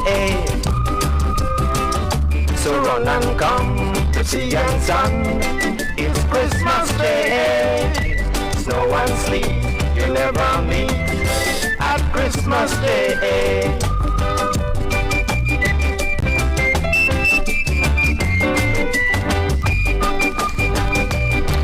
And of course, as we go into the birthday segment, Mayor, you'll have a task on hand dealing with the sewage issues in the corporate area. Fish vendors complaining about the stench and how that is putting off their customers. So that's something that you'll need to marshal and get done. As I said, I'm not being unfair. There are many good things that he has done since he has come in, and I think he has done a good job. But there's so much more to do, and the cleanliness in Corrie is one that you need to prioritize and get cracking on. Anyway, a birthday time now, my youth.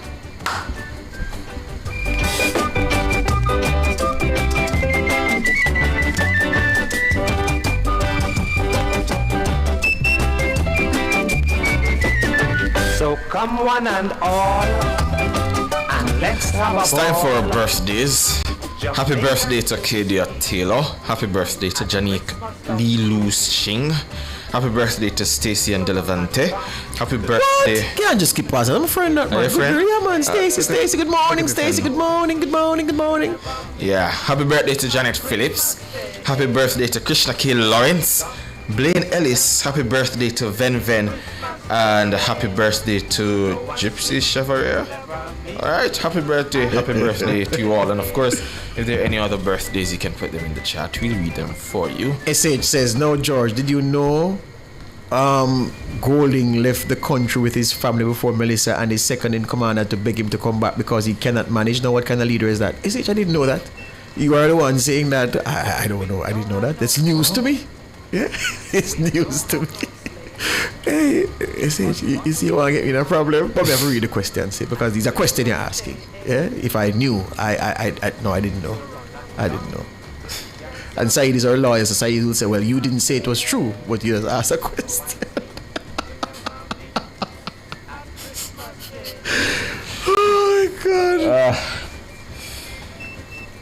Well, I'm not seeing any birthday, so go and play the music now. Yeah, man, them done. The beaches are nice. So now that we're in the birthday segment, you know, flooding the chat with questions. But I understand that, you know, when you come like, you know, have Quicksilver and I know, don't come say. You understand? Sure.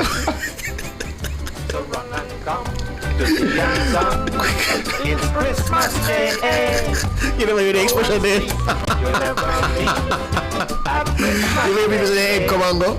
Yeah. Well, think of someone who permanently come and go. Yeah, it's a normal functioning person, but sometimes you have to wonder, say, hold on, the prejudice, you know?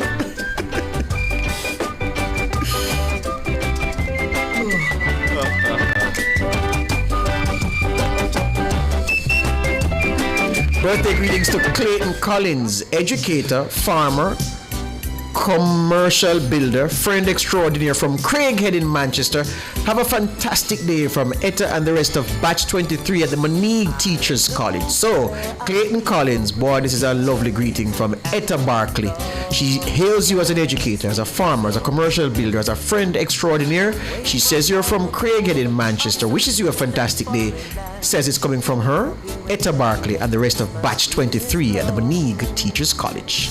They tell me snow is pretty, well maybe. What I know for sure, it's mighty cold. I would never be caught playing a cricket match on ice. In or out of form, I would be bold. In the West Indies, every Christmas is a time for all to smile. Delia Shirley says, George, one question, how you so swag today? Listen, I swag every day, you know, Delia, but guess what now? Is it because when we go fully TV, then the swag is just permanent, you know what I mean? Yeah, exactly. Some people have to dress up, you know. Me have to dress down. There we go. Yeah, the natural thing for me is to, there. You know what I mean? Yeah, may I come present to good people and you know, have to look the part, man. You understand? This is me paying respect to my viewers, all right, by being my normal self, all right. Jogging, shopping, or just dancing on the beach. Saeed, here's one for you from Jamaican for Life. Saeed, do you think it's appropriate for a Christian lawyer to practice criminal law? How does that reconcile with the scripture that says, woe be unto lawyers? Answer the question, Coles. It's a rhetorical question. It has to be. It's a time. I mean, that's King, my dog's about to live.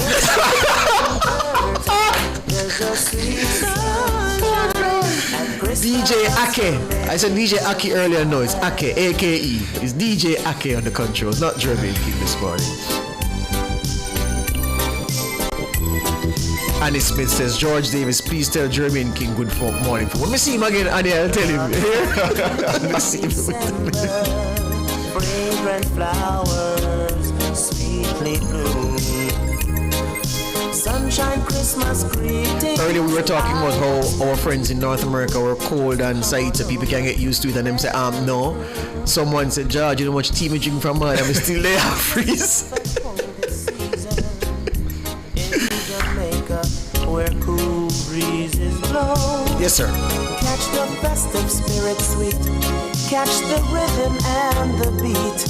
Instead of catching a cold out in the snow. The Birthday Club was brought to you by Burger King. Holla me, holla yo, holla way. Follow me and holla for the new cheesy jalapeno whopper from BK. Hata afa we say new cheesy jalapeno whopper make we talk in a gypsy. Well a pot, me I forget the new BK cheesy jalapeno whopper. Whole heap of spicy jalapenos and creamy cheese sauce. Get the combo with fries and drinks for $1,350. Holla me, holla yo, holla way. Follow me and holla for the new cheesy jalapeno whopper from BK. It's the new BK cheesy jalapeno whopper from Burger King. Hey, yeah. Alright, so Neron says, wishing my son Jaden happy birthday. Today you turn 6. I enjoy everything about you, son. Keep doing your little work you are doing in school. We are going to have a great weekend. Daddy will always be here for you. A message that warms my heart. So Neron wishing his son Jaden happy birthday today. Jaden, you turn 6. Daddy says, I enjoy everything about you, son. Keep doing your little work you are doing in school. We are going to have a great weekend. Daddy will always be here for you. Saeed, this is not your thing right now, yeah? SH says, George, my birthday is in the summer. Give you time to buy good champagne, okay, sir? Absolutely, SH. You deserve the best. I'm going to Bordeaux to get something for you, yeah? Yvette Baker, I saw her very early this morning saying today was her birthday. Happy birthday to you, Yvette. All the best to you, one of our very, very good YouTubers. And just to say to the new people on the Nationwide YouTube chat platform, we engage a certain way here. It's robust. People disagree with each other all the time, and it's strong. But we don't use expletives, or we don't tell people about under this, under that. We don't do that here at all. So if that's your bag, you're not welcome, right? We don't do that among our family here. So you can come and fit in easily, and we welcome people, but you have to behave yourself like you're an adult, right? It's an adult section, strong argument, yeah, robust debate, but never nasty, never dirty. All right, no problem. Mona Smith says, George, it's 2 degrees where I am. Murder for Samantha. What? Vervici, Veronica says, boy G, it's minus 13 degrees Celsius right now. I remember I was in Chicago in February 2019, and I would never forget that. I nearly died. It was so cold they had to shut down all schools in Chicago that day. I mean, it was a school, like indoor school, man. Them said no. I walked with a bottle of Gatorade to the United Center, to the Chicago Bulls Stadium. Me and my cameraman, and the Gatorade froze in my hand as me I walk. No man, them please are normal. No, that's crazy. That's crazy.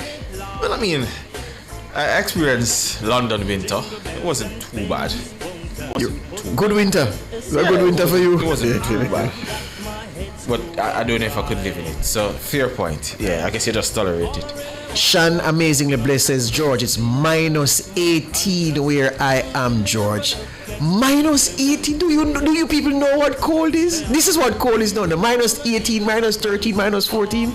Human rights abuse. Yeah? And when people work in that weather, and you send and beg them money, and them send you $50, $100, your frowns. Oh, we are saying $100 come here. We are saying $50 come here. My experience in the winter in parts of the world makes me appreciate how our Jamaicans, the things they have to go through, and why you must be thankful if they even call you and say howdy. Yeah? You have someone that say, oh, you think me I work so hard and that's not we send my money can give for free? Absolutely not. PB, Mona Smith, pick up yourself. Mona say, we cuss Saeed, but we love him and proud of him. That's right. Love you too, love you all. That's right. Of course. That's right. This tune is for Donald Ferguson. I spoke to him yesterday, DJ Aki. Yeah, man. But in the studio court, I'm a finger them. Brother, cool. Counsel, you're a scholar and a gentleman. You're a scholar and a gentleman. I don't want to abuse you. But here's the thing now. You just tell Jamaica and the world. So you sleep in your AC on 16 degrees and your fan on. What the France? You're the duvet. I hear you. Anyway, take us outside before Nora come run. We're on time. It's a minute talk to 9 o'clock. Special thanks to our super producer, Damien. Big up yourself, Damien. Of course, Michelle is on vacation. Take care, Michelle. And Tana come back Monday. Don't stop asking me. Okay? Tana come back Monday. Beautiful rose among the thorns. Tana is coming back on Monday. And Mr. Kimon. Kimon with our gloves. Kimon with the gloves. Come and show them the gloves. Just show them the hand alone. Come show them the hand. Show them the hand. We're telling you otherwise. The studio is so cold that Kimon will wear gloves. Watch it out. The thing come like. What the hand it? No, Kimon. Go to the camera. See the camera right there, sir. If the glove. See the gloves there? See? Kimon have on gloves. It's cold. It's literally cold. Pick up yourself, Kimon in the newsroom, and of course, to the man behind the controls, the musical maestro. We're not call him German King today. DJ Ake. DJ Ake. Big up yourself, DJ Ake. Thank you so much. And to all of you who make this possible, our sponsors, or viewers, or YouTubers, take care and enjoy yourselves. Until tomorrow morning, it's Nationwide This Morning. I'm Saeed. And I'm George. Trishana C, I see you, and I appreciate you so much. And we do it, I do it for you. All right? Here you go. Have a good day. Santa Claus did not, no sir, put anything in my pot. You've just heard Nationwide This Morning on Nationwide 90 FM. Jingle bells and things won't put me in a spin, 'cause I've got my head screwed on right. All I really want for Christmas is to be a little bit more conscious. Fearless and fair. Nationwide 90 FM. On this week's House Matters.